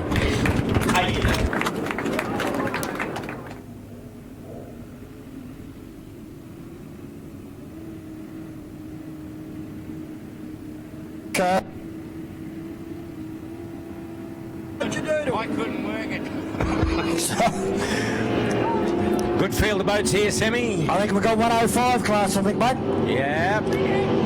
There's been some stands out this weekend. Let's watch where they come from. Oh, Quipper's on the outside, so he's got a lot. No, it's Haymaker. They've started from everywhere here as they go down. Nutcase out wide, got a flyer coming out of the chute. Juggernaut is trying to stay with them as they get in that bridge corners. Thought, hey, let's sort them out. Yeah, Gussie Vivas, he's right out wide. By the time he gets onto the back straight, they'll be halfway up the chute as we speak. Looks like Marine Line there, and for Friction, doing it pretty well. Friction, I think, being a smaller boat, he'll probably charge in under throttle here, and he'll come out in front. He's in the turn one. They haven't nailed the boys on him. He'll go around the corner, and they'll be side by side. Oh, Marine Line shut the door on him. Marine Line down the front straight away, shows the way. From Friction in second place, in third place, in that case, Bill Ryder. They've disturbed out very wide on the track. Brown on the inside is Big Deal, the yellow, orange, white. Right alongside him is Juggernaut as they go through. Haymaker further back in the field, and Sweet Thing as they go to that bridge corner once again. But Stordo, this mainline machine is screaming up the back straight. He's going very, we said earlier on, it doesn't look wet, he's not dry, the boat sits beautifully flat, it's a Brucey, and it's going on with the job. It's a nice running outfit as he goes up into the northern end turn, boy, but Friction is about to get some company. Certainly there's Nutcase going up on the outside of him as they run to that top corner. Oh, Mainline got on the right, Garrel Stordo. Yellow flag is out, one to go, and the pace is still on. Friction second, Nutcase third. further back to Big Deal and Juggernaut. Yeah, looking pretty good, Juggernaut. They're just coming to terms with a new outfit, but right now it's up front there, the Marine Line boat. He sticks the boat back in the air. Oh, he gets a lot of air that time, uncharacteristically, because he normally keeps it pretty flat. But he's having no problem up front, and there's a good run-off here for second place. Certainly is. Have a look at this. Nutcase the outside. Friction the inside. Side by side they go away. Disturb the big boat. And further back, Big Deal, Juggernaut. But homeward bound Stordo. Another win for Mainline. Yeah, he's kept it nice and controlled. That's the first time we've seen the fin under that boat. He kept it pretty dry. And oh, Nutcase, he's going to go. I want that second place as Friction in third.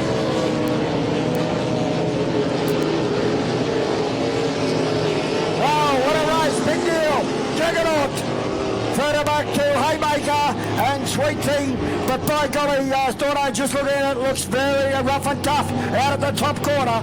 Yeah, it's boiling up a bit for the guys, and Gussie Beavers, the contract farmer from up north, it doesn't sound very happy, that boat. But we thank the Superstock 105s for joining us here at Taree this year. And there's action aplenty, but a big field of boats. Marine Line kept it the first time, and the one and only time he showed that fin on that boat was just running from the lead out to the start finish. He just danced that fin on the water a couple of times. Other than that, he had it very much under control.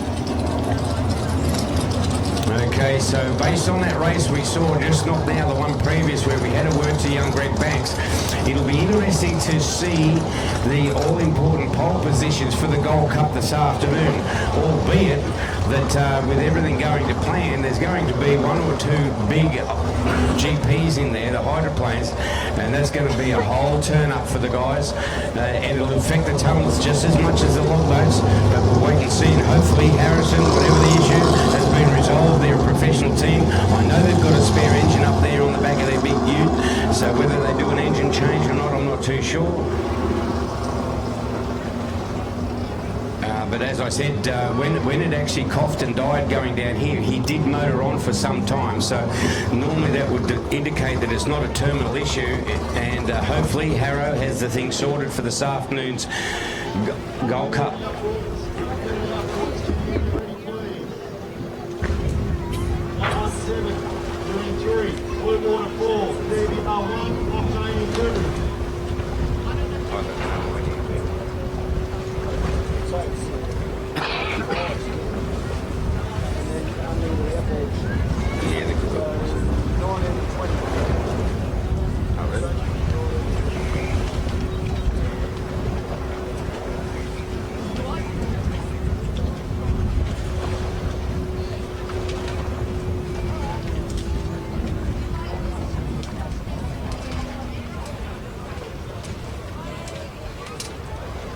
Okay, what about 17? Unlimited New South Wales Hydroplane Championships.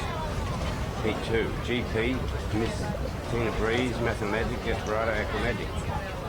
No? Okay, so we're now up to, that's 18. That was the one just run. Up for 5s. Cookie, Impatient, Phoenix, Untamed Lady.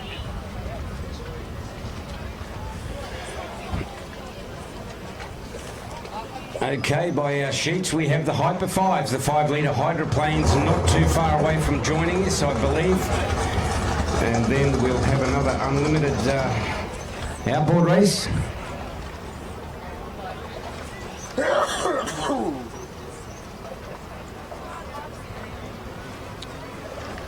It's interesting, I was talking to Greg this morning and I'm not too sure he may even pull out of that the race 20, which is he had pole 1 because they were thinking of saving some gear for the Gold Cup. But after that run he's just had, he may decide to play.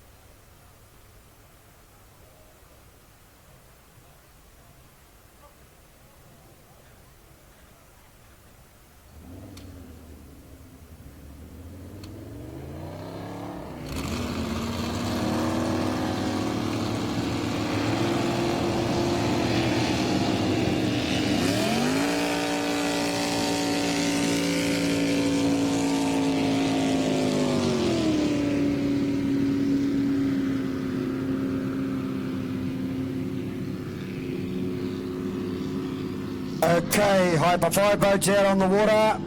Cookie's Monster, Martin Cook, Impatient Paul Vella, Phoenix Nathan Bills, Untamed Lady Neil Ryan.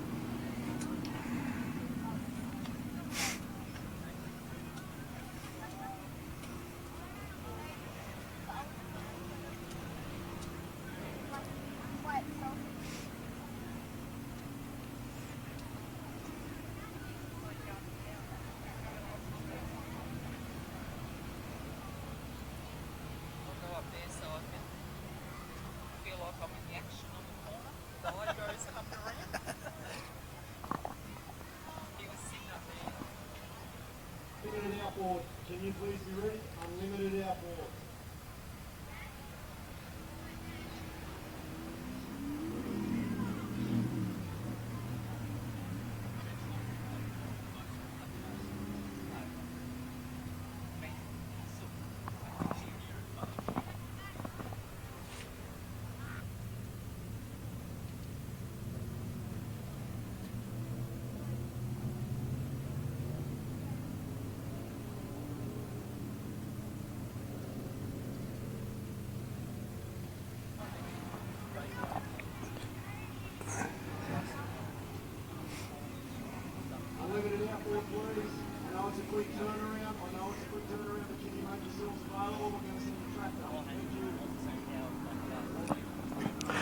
Okay, Hyper 5's about to come down.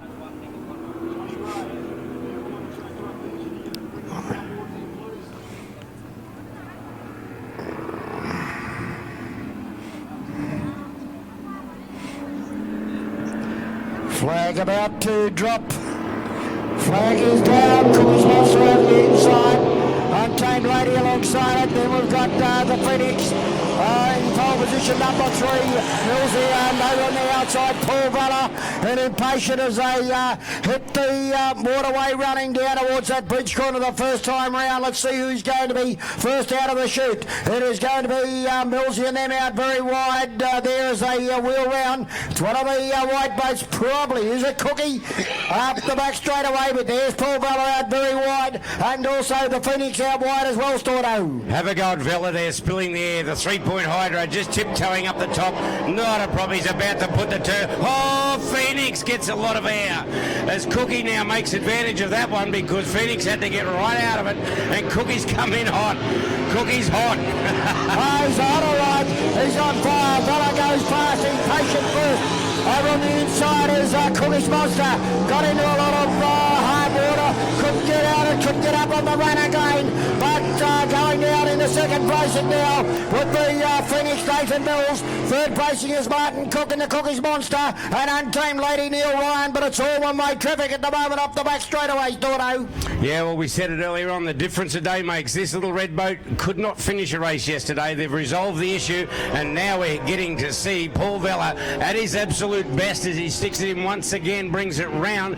Cookie went in pretty hot last time. I think he scared himself because he went off pace. But it's all Paul Vella now in the Impatient boat all the way from Upper Hawkesbury. Certainly is Hyper 5. Past the tower once again as the yellow flag is out. One to go and it's all one-way traffic as Paul Vella goes down the front straight away. Nathan Mills and the Phoenix running very, very consistently all weekend is in second placing. Third placing Martin Cook and the Cookie's Monster. And further back in the field, Nearly Ryan and the Untamed Lady back there in fourth. But up the back straight away the last time. Half lap to go, Stordo.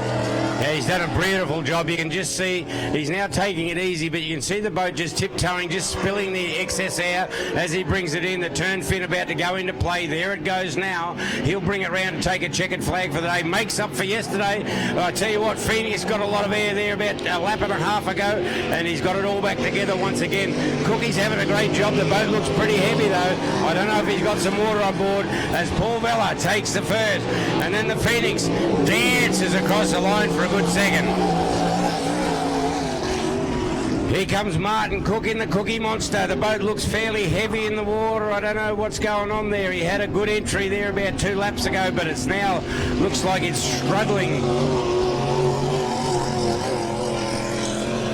And rounding up the field, the Untamed Lady takes the best line here. We'll just coast across to wind up the field.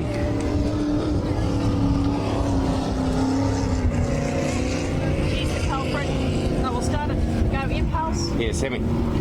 Somebody write for me. Oh, you need a pen. I've got one. Yep. Impulse. Bulldog. Hannigan. Turn it up. 6.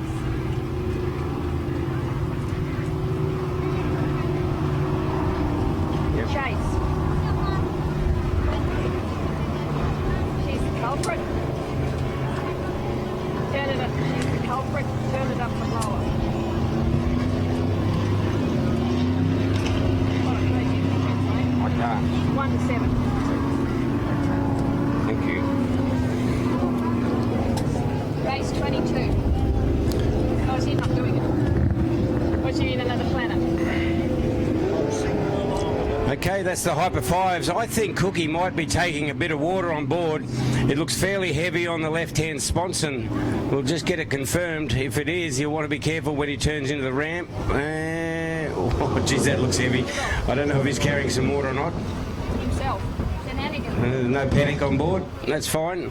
Okay, well, the unlimited outboards are coming out. I just see the number 64 there. The Blue Water Trailers boat in that Stevenson looked very, very dangerous down into turn 1. Out of turn 1 was very, very flighty indeed over under the trees, and he did do a good run back from there. But as young Banksy said, it was pretty busy work down in turn 1, and I'd see that they're looking at Bulldog behind us. The officials were looking there, and they looked at Impulse. So I was pretty sure during that race they may have got together here out of the northern end turn, and I'm pretty sure they did. Yes, they did. So the boats did touch as they came out, so they're just checking to make sure there's no structural issues, but they've been drawn into races coming our way. The breeze is up now. It's bordering on 9, probably back to 1 because it's almost getting too windy, but a little bit of a roll. If we had a tide change, that will stand the river up. At the moment, it looks pretty good. How's it doing that? What's this? I paid $10 for this off your coffee machine. Good on you. Yeah, Ricky Bakewell and Robbie. Is Jenny here, Rick? Over there. Over there. Ricky Bakewell. That Ricky Bagel? Yeah, that's Ricky. Sammy, you go grab him. Where is he? He's standing right there. One of the best 6-litre drivers the world has ever seen. That's another $10 he owes me. No, they're not going public. Okay.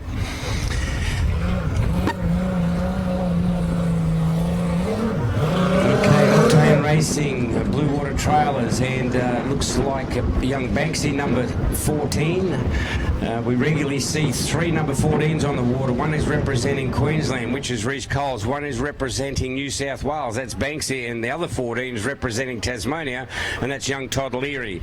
So we're not far away. We'll see these guys and just see if the water's conditions are suitable for them.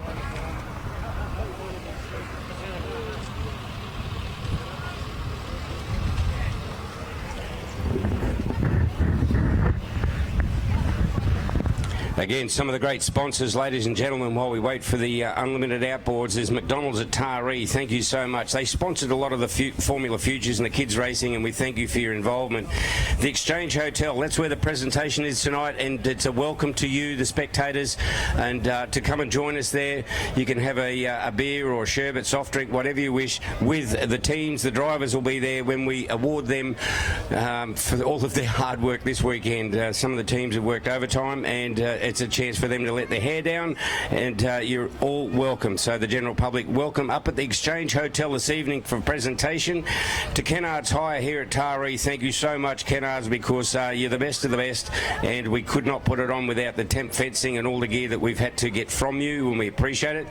Bakewell Haulage, we want to thank you for that. I don't know, Rick can't hear me, I don't know if it's a Rick Bakewell Haulage or not, but it's Bakewell Haulage, and we want to thank them for all their carrying of the goods. Taree Truck Centre, thank you so much, and of course Marland Mushrooms. They've their name's synonymous, Marland, with Taree. Think of Troy Marland in either Warlord and or the Madness boat. I saw Derek here. I haven't seen Troy this weekend, but Marland Mushrooms, thank you for putting your hand in the pocket for that one. Manning River Marine, for any of your marine requirements in this district, please look after the people that look after us. We do appreciate it. Taree Radiators, they are sponsors of the event, and as Grant Harrison mentioned earlier on, they support him when he comes up here as well. So to Taree Radiators, thank you very, very much for your support. MSC Electrical Services here, we thank them so much for all of their hard-earned sponsorship money. We appreciate it, and if you need any electrical work done in the district, whether it's commercial or domestic, they're the people to talk to.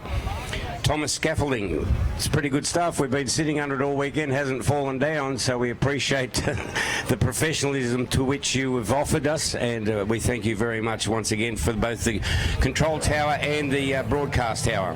Ray White Real Estate at Taree, another great sponsor. As Greg Banks, the number 14 boat, goes out, so too's Matty Peck in the Octane. Speed Flow at Taree for all of your high-speed requirements. Speed Flow, look them up. If you want to get a little bit faster in both your car, your boat, your motorbike, whatever, Speed Flow at Taree.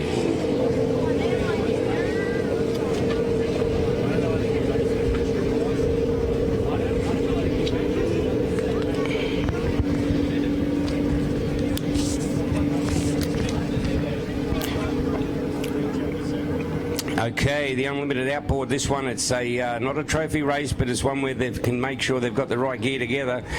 Out of pole 1 is GBR. That's Greg Bank Racing, number 14.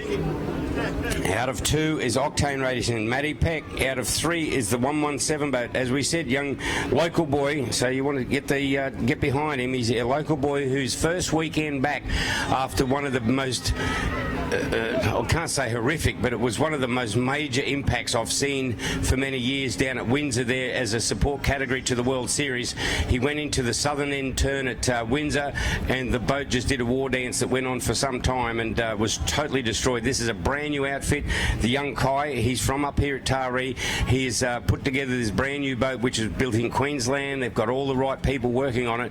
So he's just working on it, and he'll take it up to speed as he gets a bit of his confidence back. And Blue Water Trailers will be in 4. So Blue Water Trailers we've seen has been very, very quick all weekend, albeit a little bit light, particularly out of turn 1 down there. There's a good breeze apparently, and if you get too excited, these boats will wet you. Stordo, I've got a fella up here by the name of Rick Bakewell. Who is he? Come here, Rick. No, I just want to ask you a question. How good was Stordo driving your boat?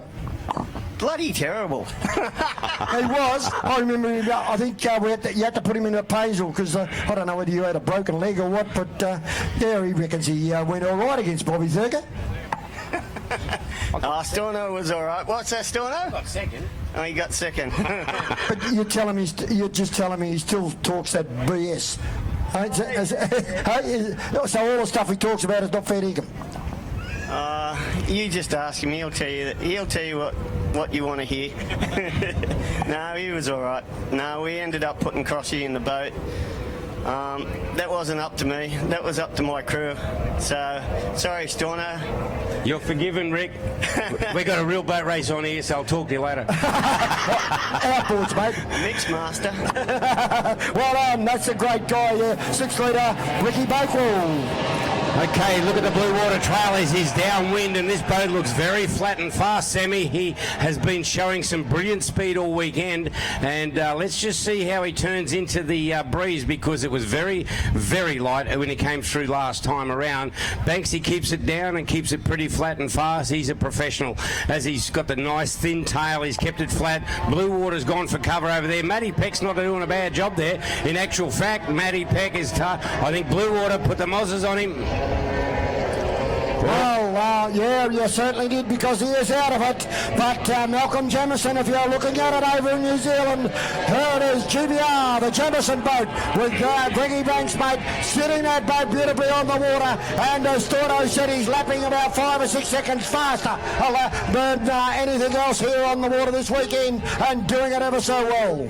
Yeah, he is, and as we said, and I'll give it all respect to the boats he's about to race against later on today, it is easy to go fast when you don't have hydroplanes and displacements out there. He can dial his own speeds, but he's pretty much an experienced campaigner. He's got his name on most of the Gold Cups in this country, as well as the Australasian Arch Spooner Gold Cup, New South Wales national title. So Greg Banks, very experienced young man.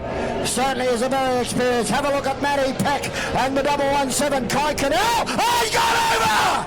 Oh, it's over! That's young Kai Cornell. That was a big one, Stordo. Yeah, I was just watching to see the problem with Blue Water. I know, but you've got to keep your eye on the ball, mate. You know. Sorry about that, Sam. Anyway, he's up. You can see him standing in the boat. It's just dropped the back cowl off. As I said, this is a brand new boat. It's a composite boat, so I'd say within about a half an hour they'll have that engine running again, and we may see him out today. But it's a credit to the safety of these boats. As it's still floating, they'll hook it up in case it takes water, but the back cowl's the first thing that comes off. It's good to see Matty Peck saw that happen and pulled up. Well, I think he might have gone over the back of Pecky. I'm not too sure, but by golly, he was up.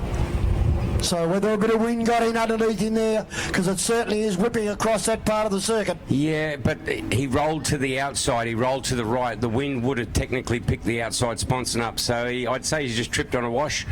They were having a good run, these two boys. But They've got the back cowl, he's standing up, they've hooked it up, it's under tow. Ladies and gentlemen, I know they may not hear you, put your hands together for the rescue teams. That was brilliant hook up and go. And magnificent job by the pickup boats. They've just hooked that up before it could go down, Sammy, because if it goes down, we've probably got to find it and then hook it up. And they've hooked that boat up. I'd say that it probably isn't a hold, it just lost the back cowl. They're very, very strong, these new composite boats. So young Kai, he's going, my God, first week back in a brand new boat and it does that to me. Sugar. Sugar, that's it, I think so. Is that how you spell it? Yep. Okay, where's Banksy? He'd be down there wondering, is he... Oh no, he's over the far side, so he would have seen this. He's on radio. Don't forget, the reason a lot of them probably stopped urgently is that they would have been told on the radios. But they were coming around for a checkered flag. So it's a credit to the boat builders to have them so strong that you can go for an impact like that and stand up, take the helmet off, and then just work out what you're going to do for the rest of the day.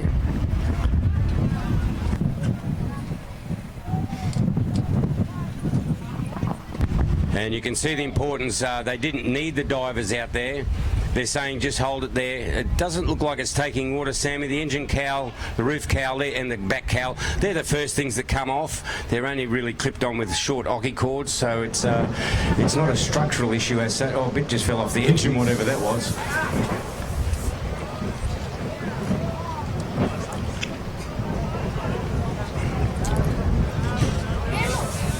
But to the man out here in the office, the pickup boat, top job, matey. All credit to you. An awesome job. You grabbed that boat and got it in before it could go down, so I don't think you can hear us out there, but an awesome job. The crews are down there. This is where, Sammy, you find boat racing. All the teams will be there to help that boat out. It's pretty good. He will be checked out, Kai, by the first aid. That's mandatory. And once he's cleared, then they'll get on. And I'd say, being the Opti, I think it may take a little bit longer than a normal engine to get running, but we'll see, because a lot of electronics on board these ones. Okay, the black flag is shown, so all of the boats are safe to come back into shore. And just a chance to show your appreciation to young Banksy as he comes past the crowd here. He's in the number 14, he's coming in from the bridge end.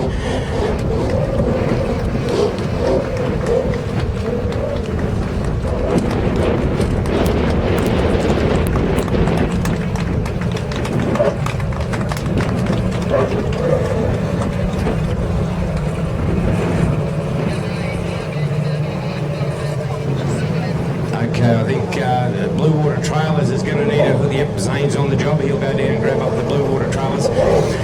He stopped on the far side, Sammy, but then he got fired up again and started to motor down here and then pulled up again. So I don't know what the issue is.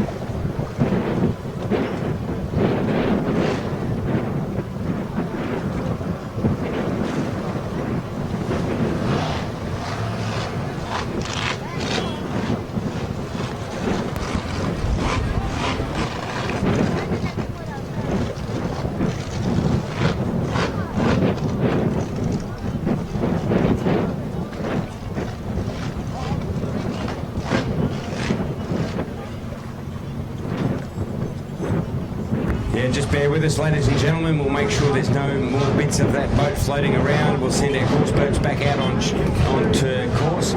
We can hear some big blowing boats running up the top there, so they're starting to warm up. May have done an engine change up in the hydroplane pits. We'll get it confirmed for you. But don't leave us. Grab yourself a drink. We're building up to the business end of the weekend now with the Gold Cup on this afternoon.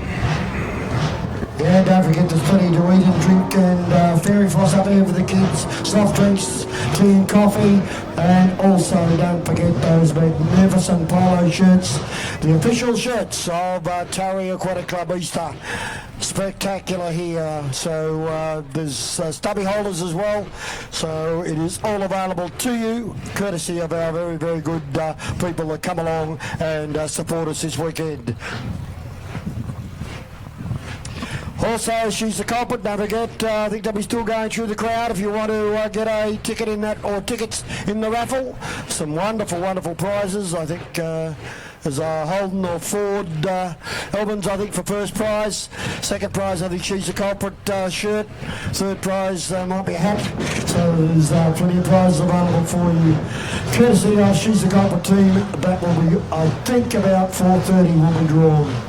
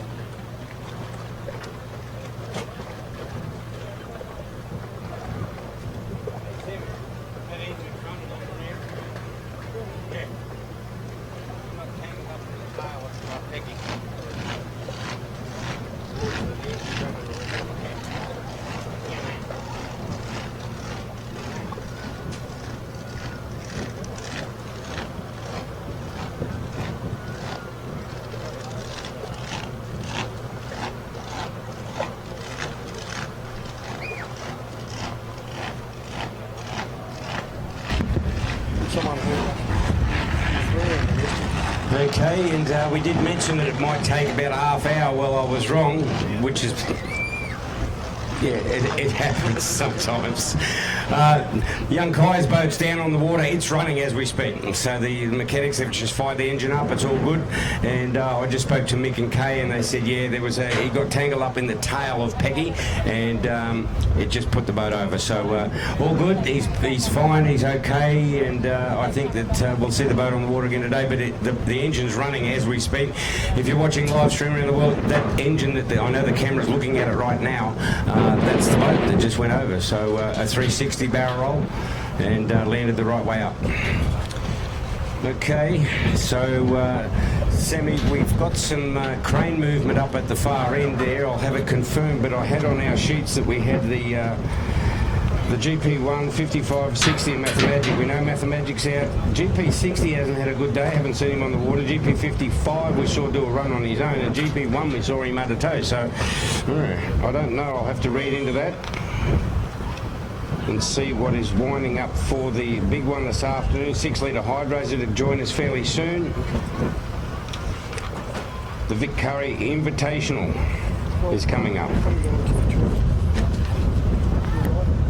The breeze is picking up now. You can just see a little bit of white horses running down the river, and so there's a fair bit of air on the water now.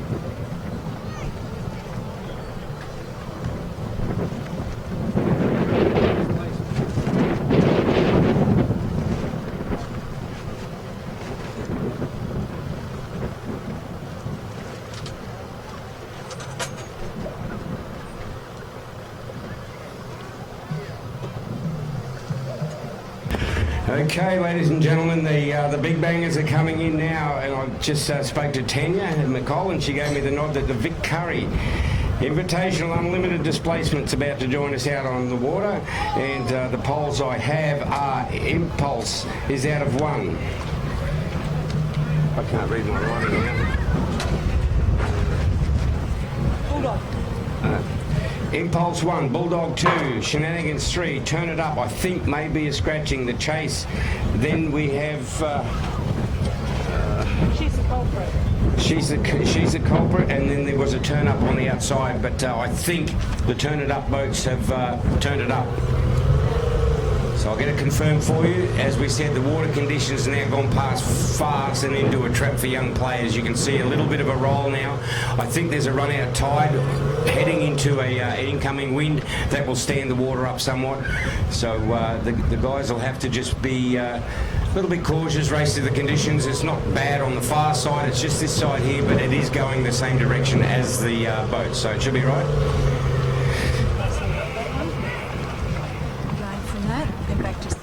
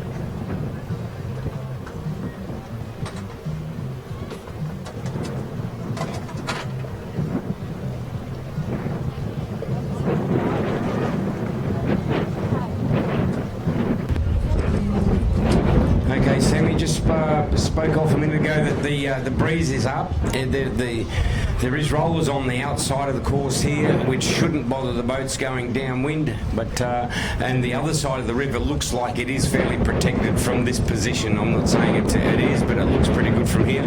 There is an outgoing tide running against an incoming breeze, and that will stand it up somewhat. So the events we're running is the Vic Curry's event number 22, then we'll go back to 17, then we'll run 28, 26, 25 and 30 is the king of the river, so not many to go. It'll give these guys a chance in the big bangers to refuel.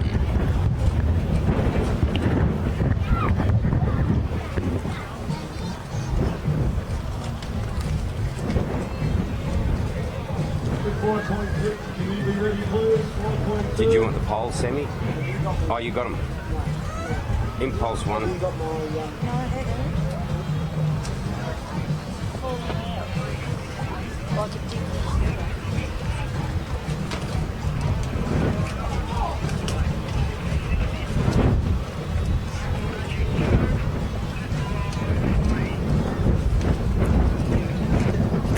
Again, thanks for joining us, ladies and gentlemen, here on the beautiful foreshore of the Menning River here at Taree. It's a spectacular spot to watch racing. We thank you for joining us here at Taree, and for those viewers we have around the world, thank you for joining in and for your constructive comments. And we're happy that you are enjoying the sport that we're bringing to you and to working on it. You take all the credit for having the technology and to taking the time and effort and professionalism to beam this out to all of our boat racing families throughout the world. Okay, so Mel McCall's in the chase right now. She's the culprit's on the water as well. So we've got Shenanigans is down there on the water, and I'm expecting to see Bulldog join us fairly soon. The pole positions we had was Impulse, Bulldog, Shenanigans. Turn It Up, I think, is a scratching. Then we'll go to the chase, and then she's the culprit. So it should be a great race. The bigger boat, the 21-footer there, if she's a culprit, I would have to say would enjoy this water a lot more than the 18-foot sixes. The 18-footers will start to boil up a bit on the rough. The 21-footer, the big one, she's a culprit, will certainly enjoy these conditions. A lot more, anyway.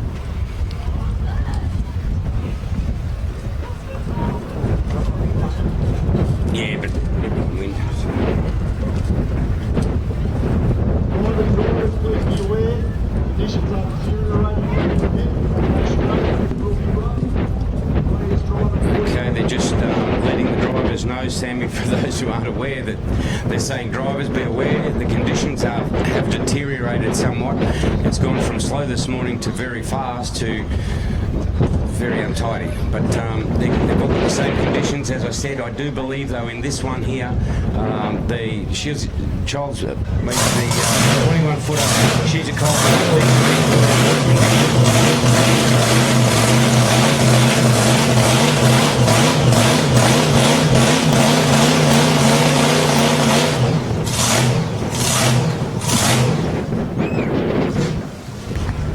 Okay, that's Bulldog now is warmed up behind us. Sammy, a smaller boat than She's a Culprit. They'll work hard. She's a Culprit. If any of them should enjoy these conditions, as I said. The back straight doesn't look too bad from here. It could be deceptive. We'll get the word from the drivers when they come back, but certainly this front straightaway here, boy to boy, might not be too bad, but if they come out wide, it's going to get a bit untidy for them. Anyway, as I said, they've all got the same conditions to work in, so you race to the conditions.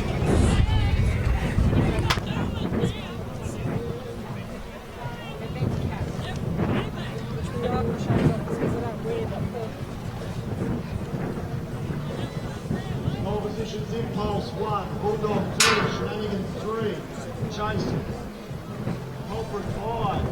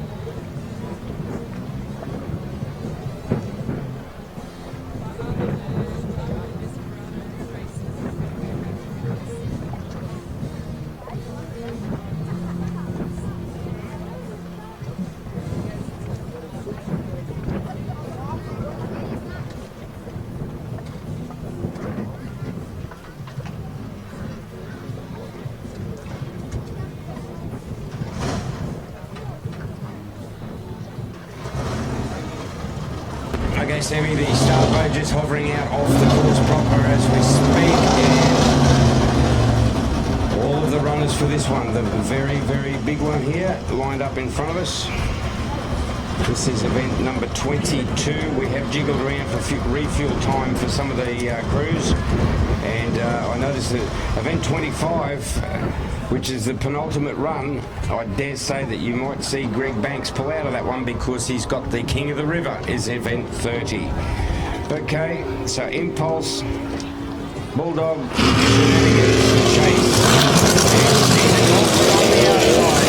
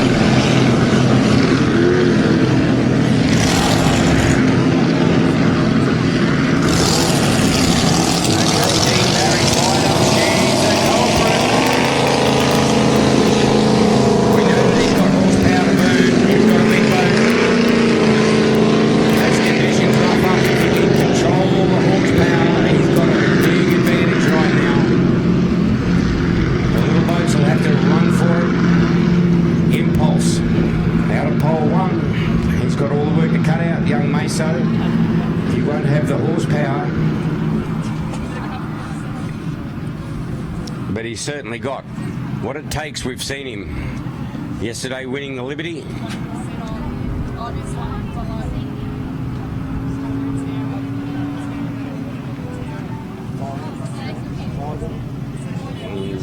2, 3, 4, 5. Yeah. Yeah. No turn it up.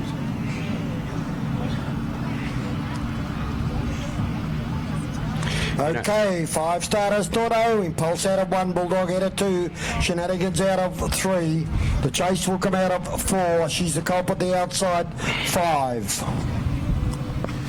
You know, if it gets really ugly down at the bridge end turn, probably the 6 litres will make the best of a getaway there because they've got horsepower they can play with, whereas the big blower boats, they'll want to start and stand on a rodeo event. It'll get fairly untidy for them, but we'll know fairly soon because they'll come back down. They don't need to worry about the course settling too much. It's blowing back into a pretty flat condition. Welcome to everybody in New Zealand and Tassie. I know that they'll be watching down in Tassie. Yeah, Palmer will be watching in New Zealand, mate. No, he's on a work trip. Yeah, but he won't be in Tassie. Yeah. Catherine's probably home with the granddaughter and the daughters watching.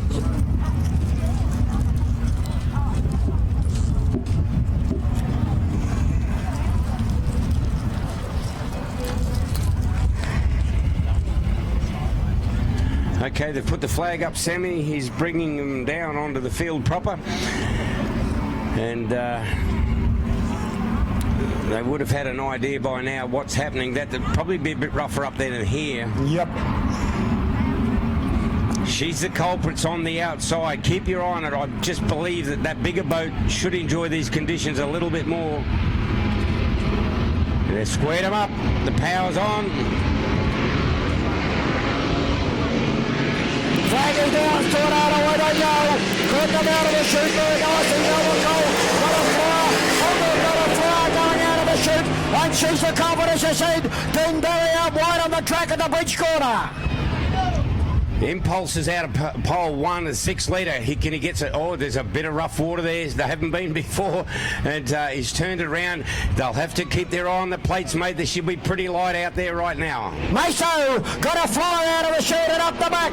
He goes. Bulldog in second placing. Shenanigans third. Out wide has turned it up, and unfortunately the Chase is out of it at the back part. Horse rapid stuff out there, Storno. The big boys are playing with all toys out here on the hard water.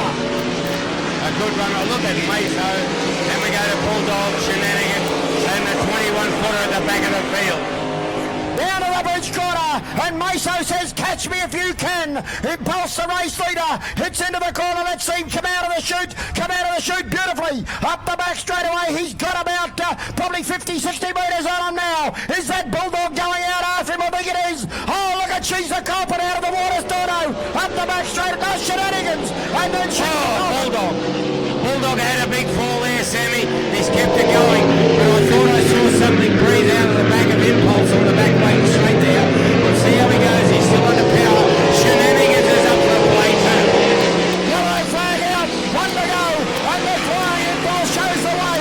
Bulldog is trying to go out after him. Shenanigans, Chris Patrick running a big race. And then further back to Dean Barry. She's the culprit. But it's all one-way traffic at the moment, Storno. Up the back straight away, and the flying Impulse is doing it well. Yeah, Bulldog was very untidy up the back there. Watch him, he's got a lot of power. One bump hits the throttle and the thing might give him a hard ride. Oh, Sammy, he is working the boat. Shenanigans, he's on the chase into third at the moment. Oh, Shenanigans trying to get up on the inside of Bulldog here. Chris Patrick, pull up on the inside. Now it's a sprint home, and it's going to be Impulse first. Meso, second place in McCutcheon in Bulldog. Third Shenanigans, Pugsley, and she's the culprit over the back there, just limping to the top corner. Whoa. Oh, it's rough stuff. That was rough, and the little 6 litre boat, absolutely. And I tell you what, Shenanigans upwind was pretty quick, but downwind, I tell you what, Bulldog just opened the wick up on that job, and well, unfortunately, I put the Moz on him because I thought the 21-footer there of Dean Barry would have really enjoyed that one. She's a culprit. It didn't. It stopped up off the top of the course. Mal McCall had a shocker. He's over on the far side there. Hopefully, it's not a terminal injury or a very expensive one for him. But how's the young fella Mason from the central coast of New South Wales, ladies and gentlemen? He has taken out the big ones all weekend so far. He is the fastest of the displacements we've been recording, and it's going to go down to the wire on Race 30 when we see him and Banks get head to head. Young Mason.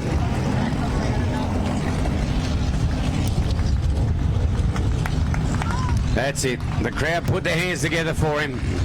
Good run there, Shenanigans. I thought an awesome drive upwind. He was outpowered downwind, but he certainly showed a real gutsy effort going upwind, and he was out horsepowered going downwind.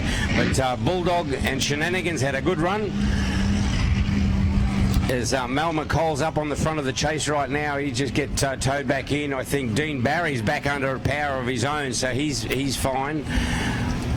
But Mal McCall has not, Sammy, as you mentioned earlier on, there wasn't a race he couldn't win last year in the chase, but today, this weekend, it's just not been a good one for him.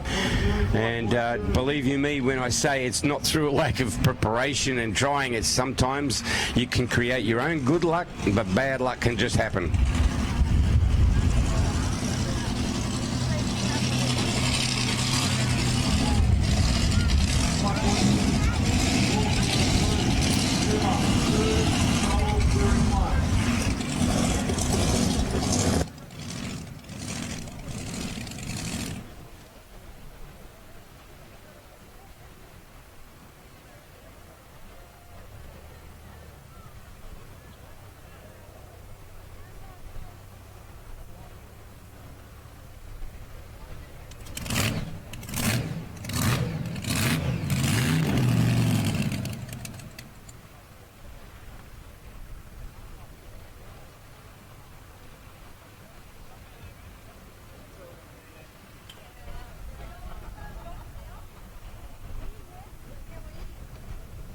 King of the River, Desperado, Impulse, Bulldog, Aquamagic and GBR. Come and let us know.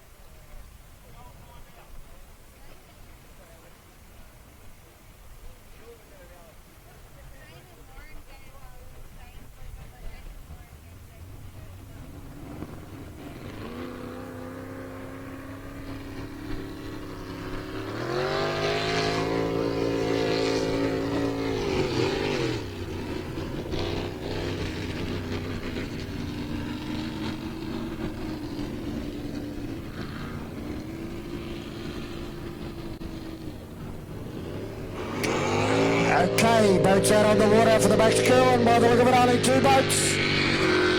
Should have Desperado, Liam Holland, Aquamagic, Steve Scott. So this is race number 17, the Max Curlin Unlimited Hydro Champ, 4 laps.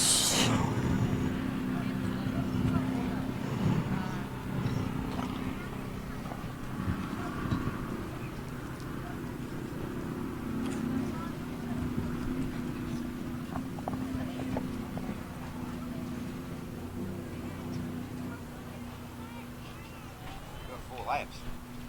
Yep. Maybe they'll make a race. It's going to be rough with that blue boat going up the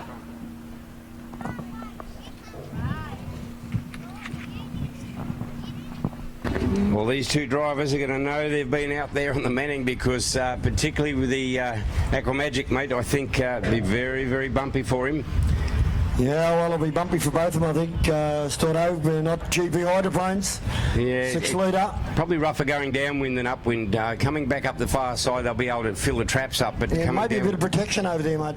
Well, Meso, I just spoke to Meso from Impulse. He said pretty rough on the back straight, but at least they've got a breeze there to try and get under the boats, whereas coming here, they're going to fall off the breeze, and that may make it a little bit rough for them. But good usable power, those 6 litre mates, so... Yeah, they're pretty experienced operators, the both of them. What's the pole? Liam's in one. Oh, no, I'd say... Yeah, no, he's gone to the outside. I'd say Aquamagic's in one. Yeah. Yeah, he is. Okay, 2 boats, 4 laps. They'll know they've been out there. Yeah, should be rough on the seat. There's no 2 ways about it, Stordo. Aquamagic 1, Desperado 2, flag down, away they go, Stordo. Well, Stephen Scott's got a bit of a jump there. Looks pretty good. They're about to get into the dirtiest part of the river, and we'll see how they go around the bottom corner. We saw Meso in the last race. He went round there. No boats have been there, and there was some big holes. Yeah, well, down front straight away, they've got the wind behind them, mate, so up the back straight away. Let's have a look at them. As Desperado goes very wide there on the lead out. He shoots it out and just slides around and up along the back straight. Doing it pretty good. Yeah, the pole 2 worked in his favour that time around. He kept it up and running. It must be pretty bumpy. You can see him. They've just about to put the turn fins in as he goes around young Liam. A good job. Stephen Scott in the inside in the blue and white boat. They've come around together. They've been racing against each other for years, Sammy. Yeah, she's pretty rough and tough on that top corner. So they took it very nicely around there and down the front straightaway. Liam Holland in the HBR, the Hollyboy Racing Machine, Desperado. As I said, the boat that is for sale. In second placing, Aquamagic, Steve Scott, as they go to the bridge corner for the second time round. I tell you what, Stephen Scott made a beautiful entry to that. Oh, a little bit of a half spin there. Come on, Steve. You put the moss on him, mate. No. He's all right. But he made up a lot of country there. He went in hot and he must have hit a roller, taking the turn fin out of the water. Once you take that off, man, they'll go anywhere they want. But he's come up this time around, as we'll see him go through. Yeah, she's pretty rough up the top. As you said, if that turn fin's not in the water, folks, that is nearly uncontrollable. As Aquamagic goes out, he's going to get in the backwash of Liam Holland now as he goes past the tower. Yeah, that's a trick. Stephen Scott in the blue and white boat here. He's sitting in the wash zone of the Liam Holland boat. That'll give him a little bit of a smoother ride. But having said that, he closed up a lot of boat lengths down at the bridge end turn last time around, lifted the turn fin out on a wash and nearly half spun it. But no problems this time. He's lined it up and he'll probably go wide and get some good water. Yeah, well, he's probably trying to get a bit of protection, as you said. Up the back straight away, though. Liam Holland, the Desperado. Have a look at the white caps at the top end. Oh, he's going to hit them very shortly, but no problem. Oh, that one was a bit hard, Smithy, but it's okay as he comes past the tower. Yellow flag out, 1 to go. 1 lap to go, that'll be fine. As Stephen Scott just sets it in. Both of these guys have just buttoned off a little bit. Don't bust your gear. I think one of them will be in the King of the River. Which one? I don't know. but they've gone down. You can see not a tail off the Desperado boat as he went down. He's just looking after the gear as he goes down into that rough end corner. He's lined it up. Once again, he releases the dagger fin, as I call it, and he's back on the throttle gently over the back straightaway. Stephen Scott's still working hard in second, but Liam, the boat looks physically bigger, so would be enjoying the conditions a little bit. Yeah, a little bit bigger than the Aquamagic boat, but both were 6-litre motors. They come to the top corner. Liam's about, that one was hard against Smithy, put the right spots in, but homeward bound in the next curve, and they'll go to Liam Holland in Desperado as he goes over the line. Only half throttle as he goes through. And second home will be Aquamagic. Steve Scott getting out into what might be a little bit better water, Stordo, to come home second. I think it's a rougher water, but he's doing a freedom release. We may not see him again today. I don't know if we'll see him in the King of the River, so that might be the last run for Stephen Scott today. I'll get it confirmed, because some of the bigger boats that we've been watching, they're suffering up in the pit area, particularly in this water. And I will say, and I don't want to preempt it, but the likes of young Greg Banks, he's going to have to be working overtime in the King of the River if he takes the F1, because those boats are around about 340, 380 kilos with a lot of horsepower. He'll have his work cut out. So young Liam takes out the Max Irwin, which is a very prestigious one they have here at the Manning.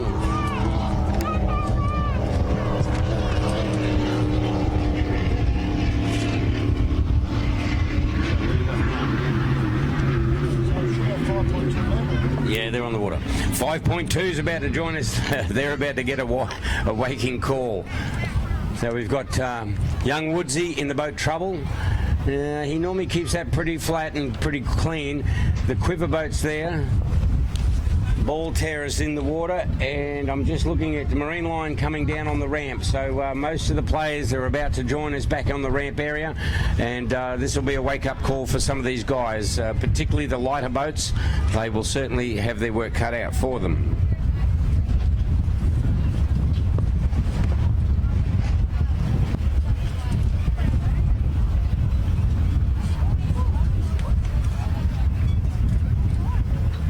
Okay, the black flag's still out. We're about to exchange for green, which means the race water's open for racing very soon.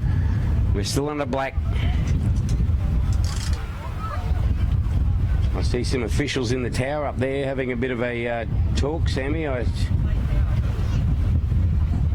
Discussing the conditions, no doubt, because at the end of the day, we love boat racing, but we must keep the drivers safe. So I don't know if it's bad enough yet to jump in. Mary's been up there, so it's a real powwow.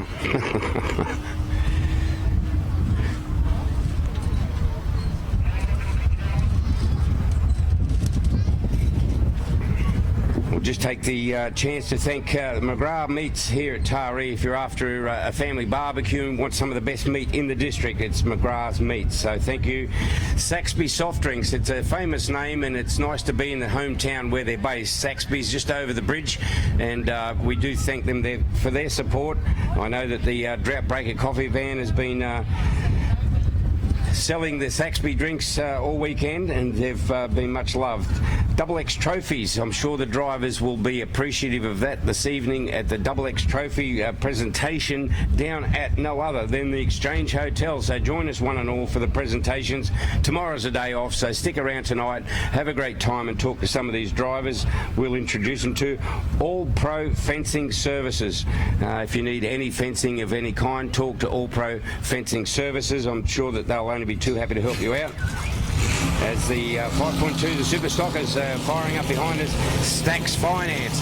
Talk to Stacks Finance. Get yourself some money and go and buy Desperado. So Stacks Finance, they're the people to talk to if you're needing some money.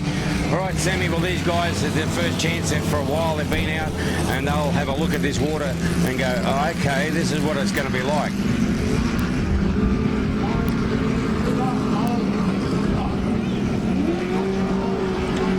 The pits they're calling for King of the River starter semi, so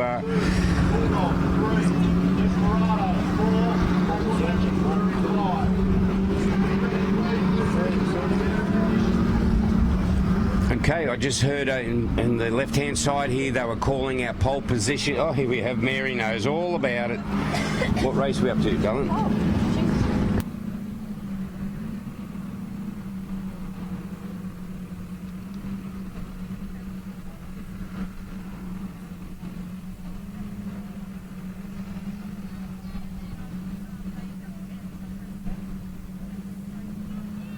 That's it. Okay, we've got this race on. We have a 105 and then we have the King of the River. So please don't leave us. King of the River, mate. We have out of pole 1, Greg Banks Racing, the number 14 tunnel boat from New Zealand. Or the boat is, he's from here. He's out of 1. Impulse is out of 2. Out of 3 is Bulldog. Out of 4 is Desperado. And 5, Aqua Magic. So that's for the King of the River for 2019. And I tell you what, I don't know. There's we saw Desperado enjoy that water then. So Greg Banks Racing, if you can get a clean set of heels down there. No GP1. Do you know what was the final outcome? We don't know. Okay, so he obviously had an issue up the top. But so Greg Banks Racing is out of 1. Impulse will be out of 2. Out of 3 is Bulldog. Out of 4 is Desperado. And 5 is Aqua Magic. So 1 outboard out there to play the game. Thank you. Thanks, Mary. All right, so that's only about 3 races away, so bear with us, and the 105s are on the water right beside us, so we thank those guys for and the crews for being prepared. To the tractor drivers, once again, Sammy, I've got to tell you, they've been working overtime. They haven't run over anybody in the pits, which has been fantastic. The Caltex service station on the north side of Taree. If you're heading out of Taree to go back home after this wonderful weekend, don't forget to call into the Caltex service station at Dawson River and grab yourself some fuel, because they've supported us. Let's support them.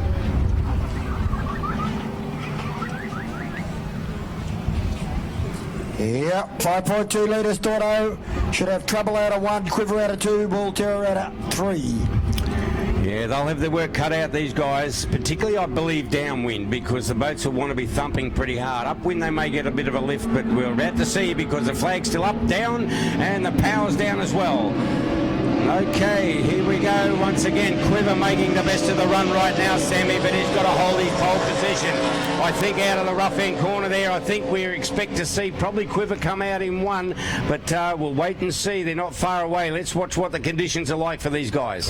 Yeah, certainly will. Down to the bridge quarter first time round. That's Trouble and also Quiver side by side. Bull Terror got away pretty well too, but about 5 or 6 behind them now as they go up the back straight away. Quiver, look at it, sitting on the water beautifully, just in advance of Trouble and him. Bull Terror back third. Yeah, well, Adam Wood's on the inside in the boat Trouble. What's he going to do around this corner? They've actually been riding those plates all the way up there, keep the boats down as far as they can without putting the brakes on. And Quiver and the boat Trouble side by side once again. Not much between them, side by side, past the shed. Quiver about a half boat length to Trouble, and then Bull Terror back behind them as they go down to the bridge quarter once again. Let's have a look at them into that quarter. Side by side, nothing between them as they come round out of the chute. Quiver and have a look at Trouble. How would he put the nose skyward, Smitty? He prop walked it once again, Sammy. He's now woken up and put the plate down. He's got that left pedal. He's working it overtime. Quiver doesn't have the problem, but Woodsy's just getting a bit flighty as they go up once again. And Woodsy goes in pretty deep. I think they'll come out pretty close. It's good to see the Quiver hasn't shut the door on him there. Still having a good race. Oh, Woodsy again. Got the boat on the right kettle. Oh, it's okay, Smitty. I'll play around with this plate and see what I can do. Down the front straight, Quiver shows the way. Coming back, Trouble. And then Bull Terror again, third placing. But down to the bridge corner the last time with the yellow flag out. 1 to go. Quiver from Trouble from Bull Terror. Yeah, Woodsy working overtime in the little white boat. He's really suffering there. Quiver just enjoying the condition. Have a go at it. He's got it flat and fast going up there. Woodsy's actually looking for some water. I think he might be in his white water right now trying to get a good run. But as we speak, it's all Quiver. He'll come around for the checkered flag. He's had a great weekend here on the Manning. Top corner the last time, heads for home, but it's going to be all the way with Quiver once again as he goes through. Takes the checkered flag, ahead of trouble. They put up a good one, and Frederick on the field, Paul Kerr, third placing. Yeah, well, we've got to thank the guys with the fives. They've put on a great weekend of racing here. We won't see him again for this year here at Taree. They've put on an awesome weekend. Quiver will take some money home tonight. He's had a great weekend as Ball Terror now just comes across, takes the checkered flag.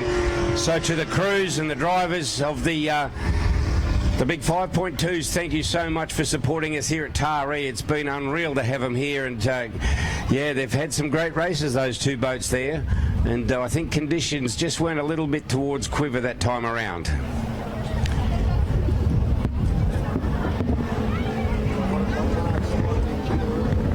So the next race out is the penultimate race, the 105s, Gussie Viva's Marine Line. There's some good boats here. Who can work it? Who can work that left plate? The left foot is the one that controls the attitude of the boat, and obviously you need to be trying to get onto that right foot as much as possible, but conditions are a bit bumpy. And then we will see the king of the river and the all-important pole positions. We read them out to you. GBR Racing is out of 1. So Greg Banks, he's got the race of his life about to come up. He's not new to it. He's won Gold Cups in Adelaide. He's won Gold Cups in Sydney, Dargle, St George, all over Australasia. So he's not a beginner, but certainly this water is a trap for players.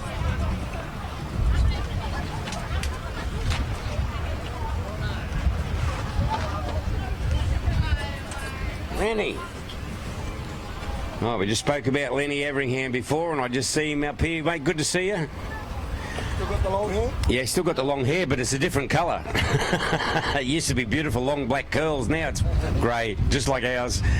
Lenny, the pilot of the boat I was talking about, the Unlimited, one of the best Unlimited unknown, because we never knew what he was going to have in it, but the boat Alibi. Yeah.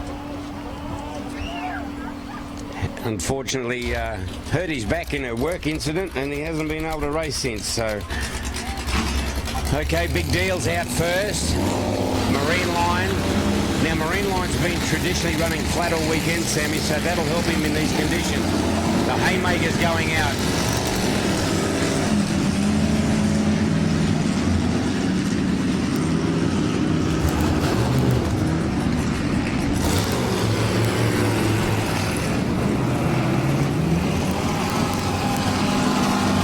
Case boat going out too, Sammy. So I think of all of the attitude of these boats, Marine Line's been sitting pretty flat all weekend. That'll suit him on the back chute.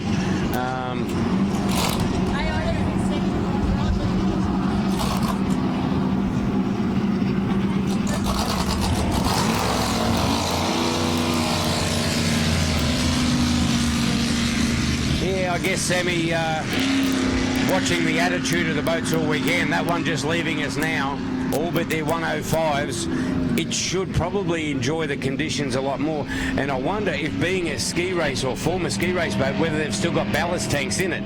If they have, they might have put some water in the thing to keep it down. But as we said, they're locked into 105.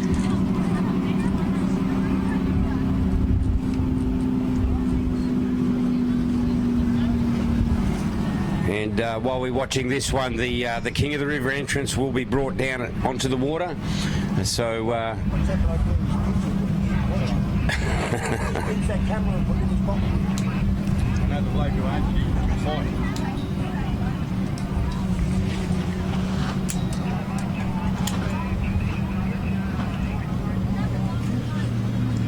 great.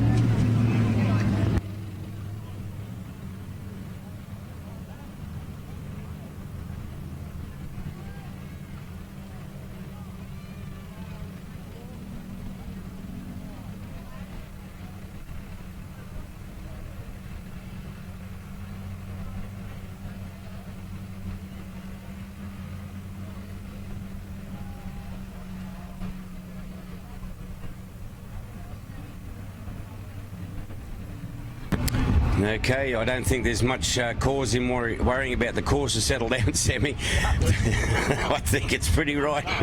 I'll just bring it on. But Yeah, it's not that bad. It doesn't look bad on the back straight, but after speaking to Mason and a couple of the guys, they said, yeah, it's deceptively rough over there. Even Jamie and Bulldog said, yeah, the back straight is bumpy.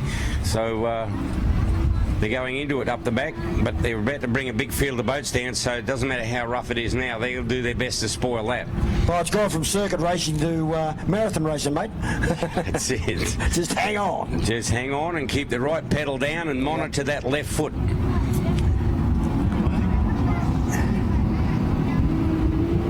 Okay, Marine Line's been sitting flat all weekend. I think he'd be happy with the back straight. We'll just wait to see how they go.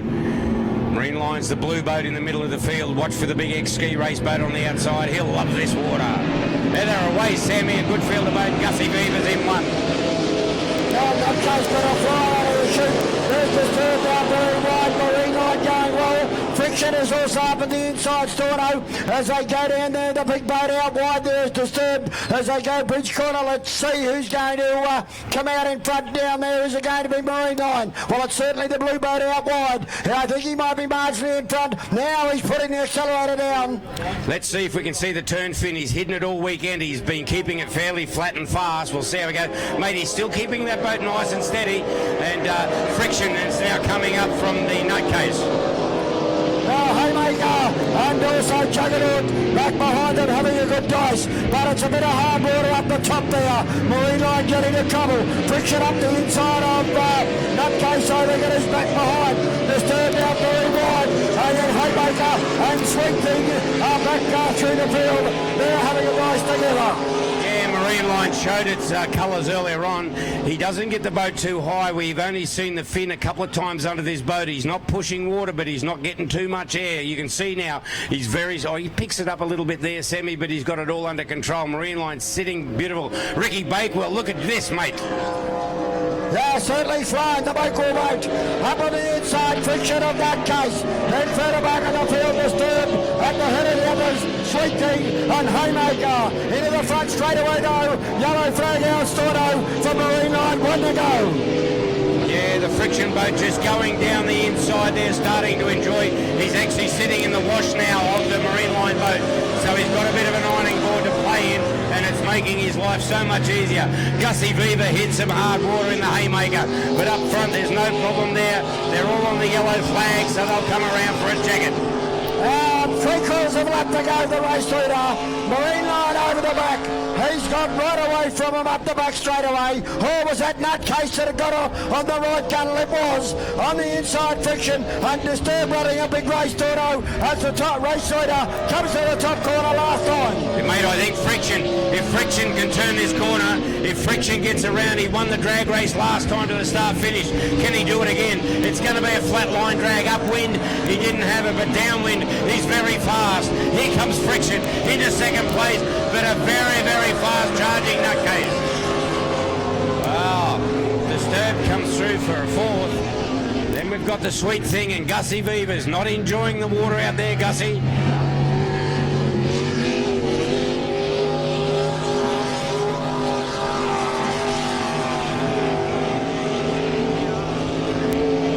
Okay, Gussie Beavers, he rounds up the field, and thank you so much to the 105s for supporting us here at Taree for 2019. A bit of a rough way to finish the weekend for them, but a great group of crews and drivers, some nice boats there, and Marine Line, it's no stranger, as we've said all weekend, to having the checkered flag displayed to it, and it was a well-driven race, and Friction just charged it beautifully. He was giving it away upwind, but downwind was very, very quick on the getaway, so congratulations to all of these drivers. Don't forget, you're welcome at the Exchange Hotel. They are a sponsor of the event, and you're welcome to join us there. To all the ladies and gentlemen, we will be there this evening for the presentations and give these drivers all of the applaud and the accolades and the trophies they deserve for putting on 2 days of wonderful racing for us here on the Manning. So bear with us, grab yourself a nice spot because we are only not too far away now from the King of the River for 2019. Some of the big bangers have big banged, not with us, but we do have some of the fastest. The fastest displacement all weekend has been Impulse. Young Mason from the central coast of New South Wales, the Impulse boat. Wow, what an outfit. He has done brilliant. Cleaned up the Liberty Trophy yesterday, the big one that everybody wanted.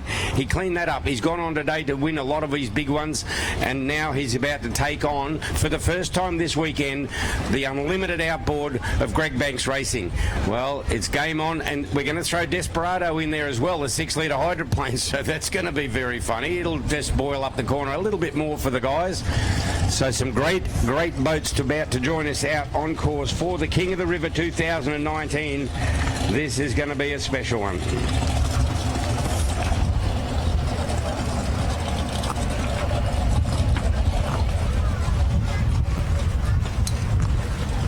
And ladies and gentlemen, yesterday the officials thankfully are given time for the tractors to put their gear away and everything. They did open up the pits. I think this afternoon may take a bit longer because there's guys packing fuel up and boats up, so bear with us. We'll let you know if you can, and I'll get it confirmed from the officials. But safety is paramount. There will be tractors pulling course boats in and dive boats in, so they will be fairly busy in the pits for some time. But bear with us, and we will come back to you, but I haven't heard Bulldog warm up behind us, Sammy. That's unusual. They normally break the silence. They're working on it. They should change the name of the boat. Working on it. Okay, so it's a bit ugly down there. We've got one boat we're bringing in. Sammy, I'll just get you to turn that so I can read it. So Greg Banks Racing, the number 14 unlimited outboard, the quickest machine on the water this weekend, and I'll have to say it again, that's when he's had it his way. Now it's not his way. The conditions actually settle down fractionally at the moment, but Greg Banks is out of 1. Out of 2, we have the Impulse boat, so that's the fastest inboard and the fastest outboard of the weekend side by side. Bulldog is in 3, and then we go to 4, which is the Desperado, the hydroplane. 5 is Aquamagic, so the 2 hydroplanes on the outside. Hopefully they've got them all refueled. The crane's not moving at the moment, but they're not too far away. So bear with us. Don't forget, grab yourself a souvenir of the weekend. I'm not sure where they are. Sam, have you seen where it's up the back up here? Okay, there's T-shirts, caps, and all, a blue marquee. And grab yourself a photo with the boat Rage. Billy Newton used to drive it. It was owned by the likes of the one and only Freddie Williams. One and only Brad up. Beasley. Brad Beasley. Young Brad Beasley.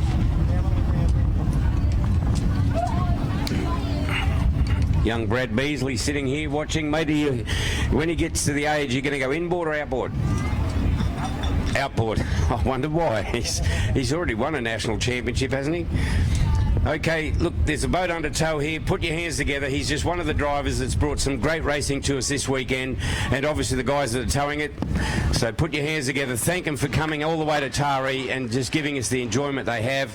Unfortunately, the boat just didn't work for him in the last race of the weekend for that category, but we do appreciate their support. That's the boat Big Deal. It looks a lot like the rival boats, Sammy, doesn't it? It's got the sort of airbrush of the rival boats.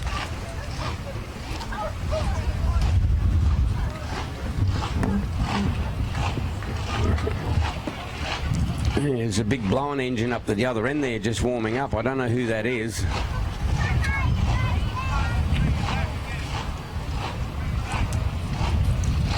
A lot of the blown alcohol boats, obviously being alcohol, they run on methanol. Once they've finished running, they turn the fuel off and they run petrol through it so they can rinse it, because the methanol will shellac, if you want to call it for a better word. So they've got to rinse that fuel out of the injectors and all of the lines. So you'll often hear after racing or thereabouts, you'll hear the big blown boats just pumping that methanol out of the deal.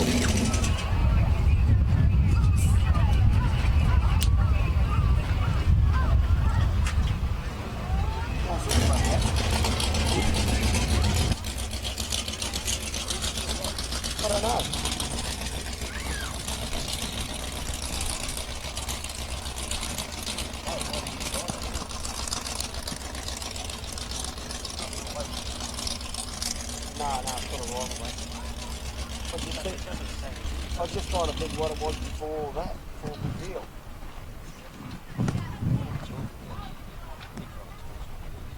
Big deal.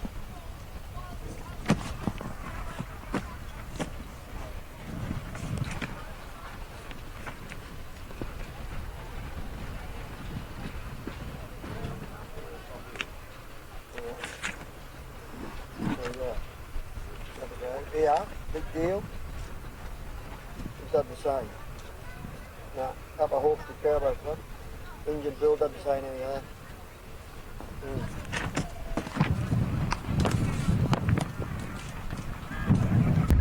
I'm just looking at last year's results, Sammy, which we've been supplied by working on it. And Stephen Scott in the Aquamagic won the round up here last year with 600 points. Desperado, Liam Holland, was 569 points. Untamed Lady was third with 450, and Impatient Paul Vella was 400. So the same players are here, but they've swapped positions this year somewhat. And I'll just... they've given us all this paperwork we haven't found. Anyway... See the tractors now just pulling out. Greg Banks, the GBR Racing number 14, is on the ramp. As I said, as a young man, he has won so much stuff, and I think particularly on one weekend at Dargle, he won more Australasian and national championships than most drivers will win in a lifetime, and he cleaned it up in one weekend. So he's then gone on to win the Darwin Gold Cup. It's of late, in the last few years, it's been between himself and Reece Coles as the two fastest, and then you've got the likes of the Tasmanians coming up to play. So there's some pretty fast tunnel boats getting around. Bulldogs. Okay, Bulldog's just about to join us on the ramp.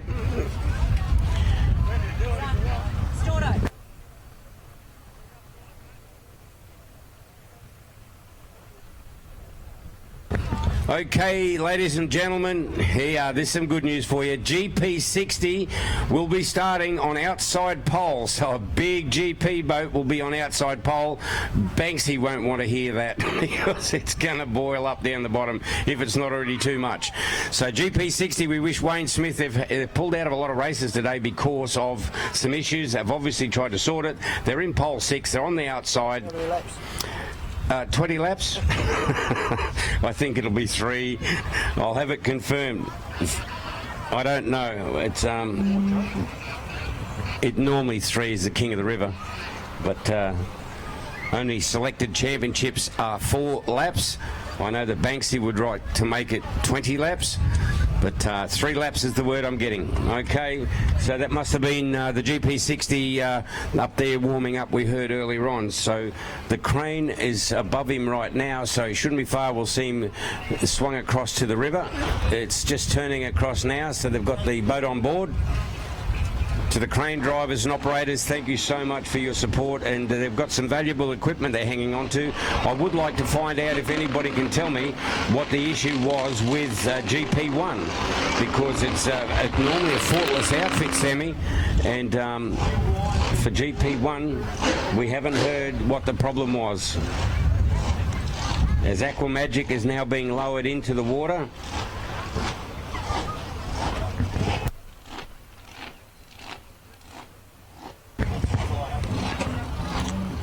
Okay, so bear with us. Actually, conditions settle down a bit now, which is even better. But we just wait for the Wayne Smith's outfit, the GP60, to come over. They'll unhook Scotty's boat. It's on its way up.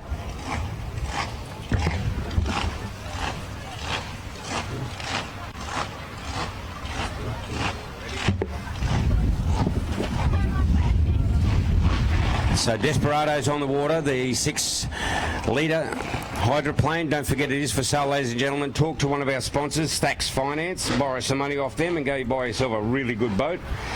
As Dawson River tourist park. That's where a lot of people are staying this weekend, Sammy, the Dawson River Caravan Park, and it's a tourist park. So if you're looking for accommodation next year, please look them up.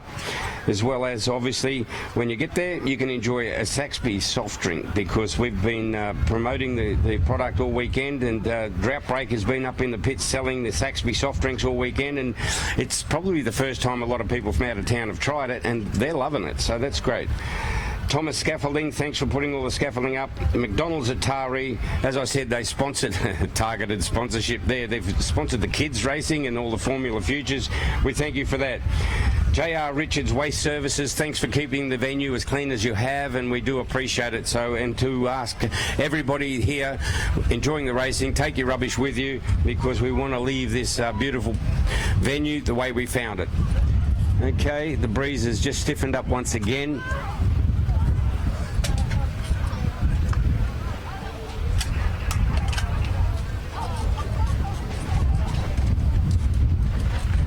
Okay, the crane is now swung around to the GP60, the big one of Wayne Smith's.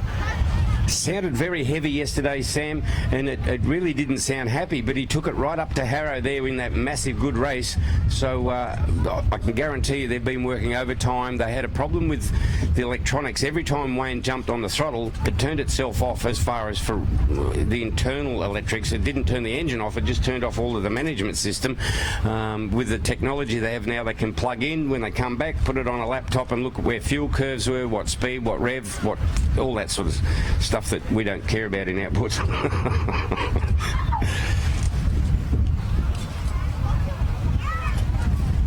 Okay, Bulldog and Banksy are in the water. The two 6-litre hydros are in the water. We just wait for the GP boat.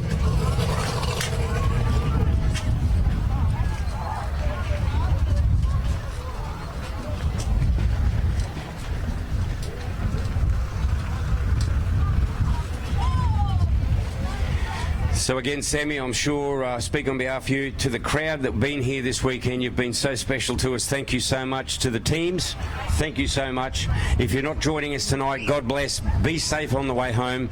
And don't forget, tomorrow's a holiday and it's double demerit points. So just enjoy yourself at the exchange tonight and wander off sometime late tomorrow.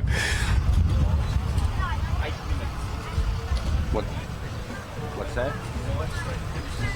Okay, our live stream will finish in 8 minutes around the world. Hopefully we get the checkered flag for you, because we've got a time frame apparently where you can live stream from before it becomes a commercial operation. So 8 minutes we have before live stream goes off.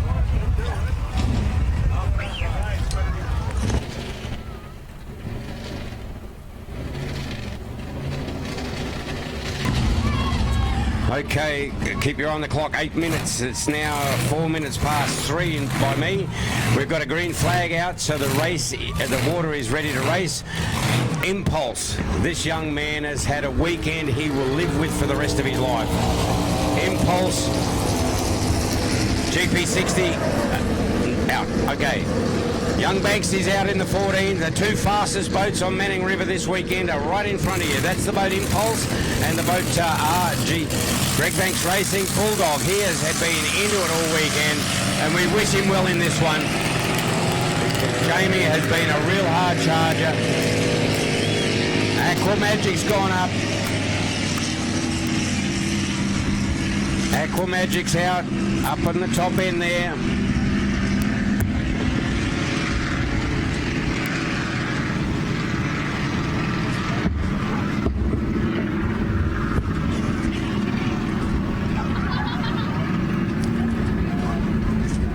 You can just see the wash here that they left. It's standing up into the breeze, so the officials will be watching that, because that's right where they're going to put the hammers down.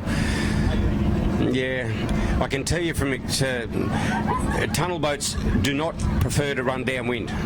Upwind you can control it. Downwind they'll fall off the water and they'll spill the air, but upwind you can tend to balance them a lot more. But we'll see how they go. Banksy, he's not a newcomer to this. Okay, GP60 is still being lowered down in the water. That'll hold him up the top for some time. The start boat traditionally is the White Bullet, ladies and gentlemen. It goes up there, it just sits there with the flag down. He then puts the flag up and circles the flag until he knows that every boat's seen him. Once he does, he'll take a bit of an arc and brings them on down. And it's been some spectacular, great, even starts all weekend. He hasn't changed the way he's done it, which is the worst thing that can happen, because the drivers get used to starting in a certain place. If the start boat is inconsistent, it can cause chaos. And this start boat has been absolutely fantastic all weekend. You can see just sitting there right now, that's the white boat. He'll put the white flag up when he gets the word from the officials, and he'll circle that white flag in the air, give him about probably a minute or so to all line up, and then he'll bring them onto the course proper. It is so important to have a regular start position. Wayne Smith, the GP60 has started. Boy, oh boy. Oh well, it's warm.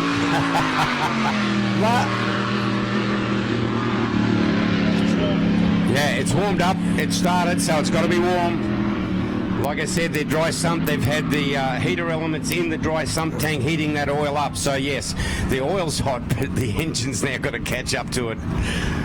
Yeah, the loudest start-up boat in the country, I'd say. By golly, when you're alongside it, Storno, it rings the ears, I can tell you.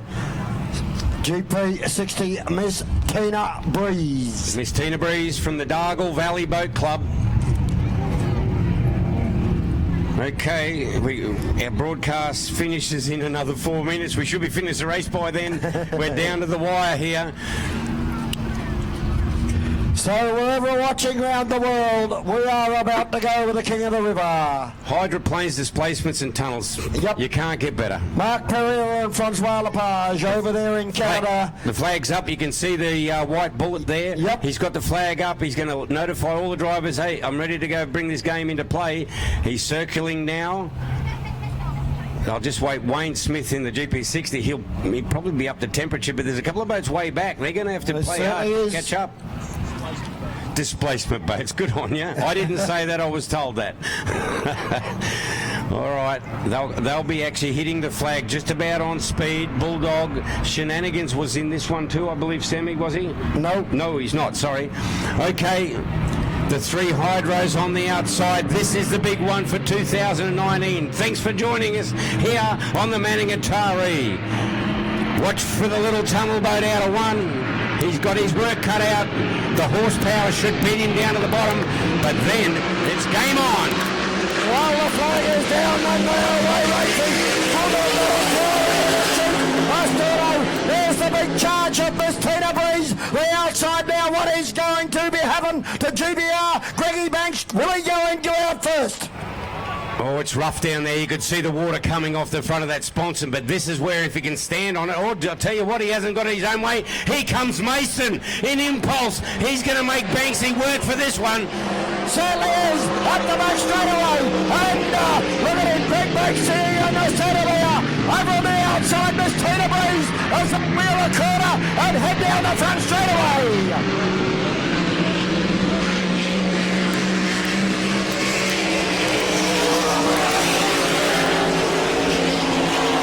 Okay, Desperado's out of the northern end here. Desperado's on the northern end and he's dead in the water. Right now we go back down. Oh, that's rough water there. Come on, Banksy. Oh, he pulls some air and here comes Wayne Smith on the outside, the GP. Make it as rough as you like. I want to play in this. Well, he's got to look out, Wayne Smith, for Desperado, because there it is. I hope he can see him as he swings it in. Round the outside he comes, and the flying GP Hydroplane. Blue of yellow flag is out, Storno. On the go. One lap to go, Sammy. Banksy's gotten out of it a bit. Meso's on the charge. Banksy dropped the tail. This young kid in the outboard, the fishing boat, he is trying so hard. Rough water down there. He's got it round. Oh, let's light it up, Banksy. Bring it on. Bring it on, Banksy. Here comes Wayne Smith. Miss Tina Breeze up the back straight away. He's got to put about 2 or 3 on him to the corner. And Greg Banks is coming back.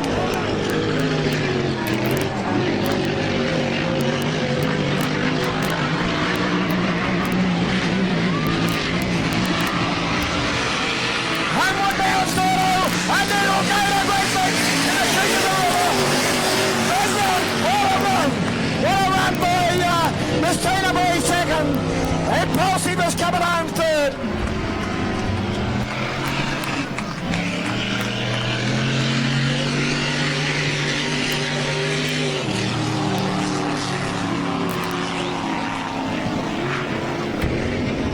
Aquamagic now just tiptoes around the back of the big yellow ill-fated Desperado. He was blowing back onto the course, and they were concerned about that. But Aquamagic Stevie, good on you, matey. Well, I got to tell you, Wayne Smith, he took it up to him. He did take it up to him, but young Greg Banks, I'm pretty sure he's going to do a parade lap past the crowd. I hope he does, because he deserves the accolades on that one. These two guys, they know each other, and they'll be given thumbs up in the cockpits. That King of the River, you don't get better. Hydroplanes, displacements, unlimited outboards, and Mason, he was on the charge upwind, but it was only when Banksy finally got the KRB boat. When he got it down level, he could start to play the game, but very rough conditions. Wow, it's not over yet. Thank you, ladies and gentlemen. Sammy, it's been a wonderful weekend, and we haven't had any incidents other than a barrel roll. We know the driver's fine, the boat's fine, and we'll just see if Banksy wants to do a bit of a parade lap past the crowd, because that's the King of the River, the Gold Cup, the big one for 2019. Is he going to give us a bit of a chance to put your hands together, celebrate? Give him a round of applause. What a great weekend he's had. Boat number 14, the GBR. Greg Banksy racing outboard, great performance, but it was great Stordo to see the big GP hydroplanes up here on a track that probably doesn't suit them because they like plenty of space, like the Yarrawonga or Lake Mawala, but to put on a show like that was absolutely unbelievable. You can take nothing away from Banksy, but Wayne Smith, to control that boat at the speed he was doing, to try and stay with him and get in front of him, was unbelievable. It was a very good race, and that was like a 320 horsepower up against a 13 or 15 or 1800 horsepower. I think the live stream's just about done for the day, ladies and gentlemen, so if, we've got 2 minutes to go. Thanks for joining us from all over the world. It's been great to have you as our competitors and our supporters. To the spectators here, Sammy, it's been fantastic. To the tractor drivers, the divers, the crews, Banksy's got himself the checkered flag to do another lap, and well deserved, very well deserved. To Malcolm Jemison, congratulations for building a pretty good little outfit. As Bulldog just pulls it in, he had a hard race as well, but well, it's all over now bar the presentation. As I said, if you're going to join us tonight, that'd be wonderful. The public are welcome, Sammy. It's going to be down at the Exchange Hotel, just down on the southern end of the course here. So we do thank you. If you want to join us, Wayne Smith will be there. I'm guaranteed Harrow's going to be there. And that little man out there, the young fella, Banksy, he will be there as well. So come and put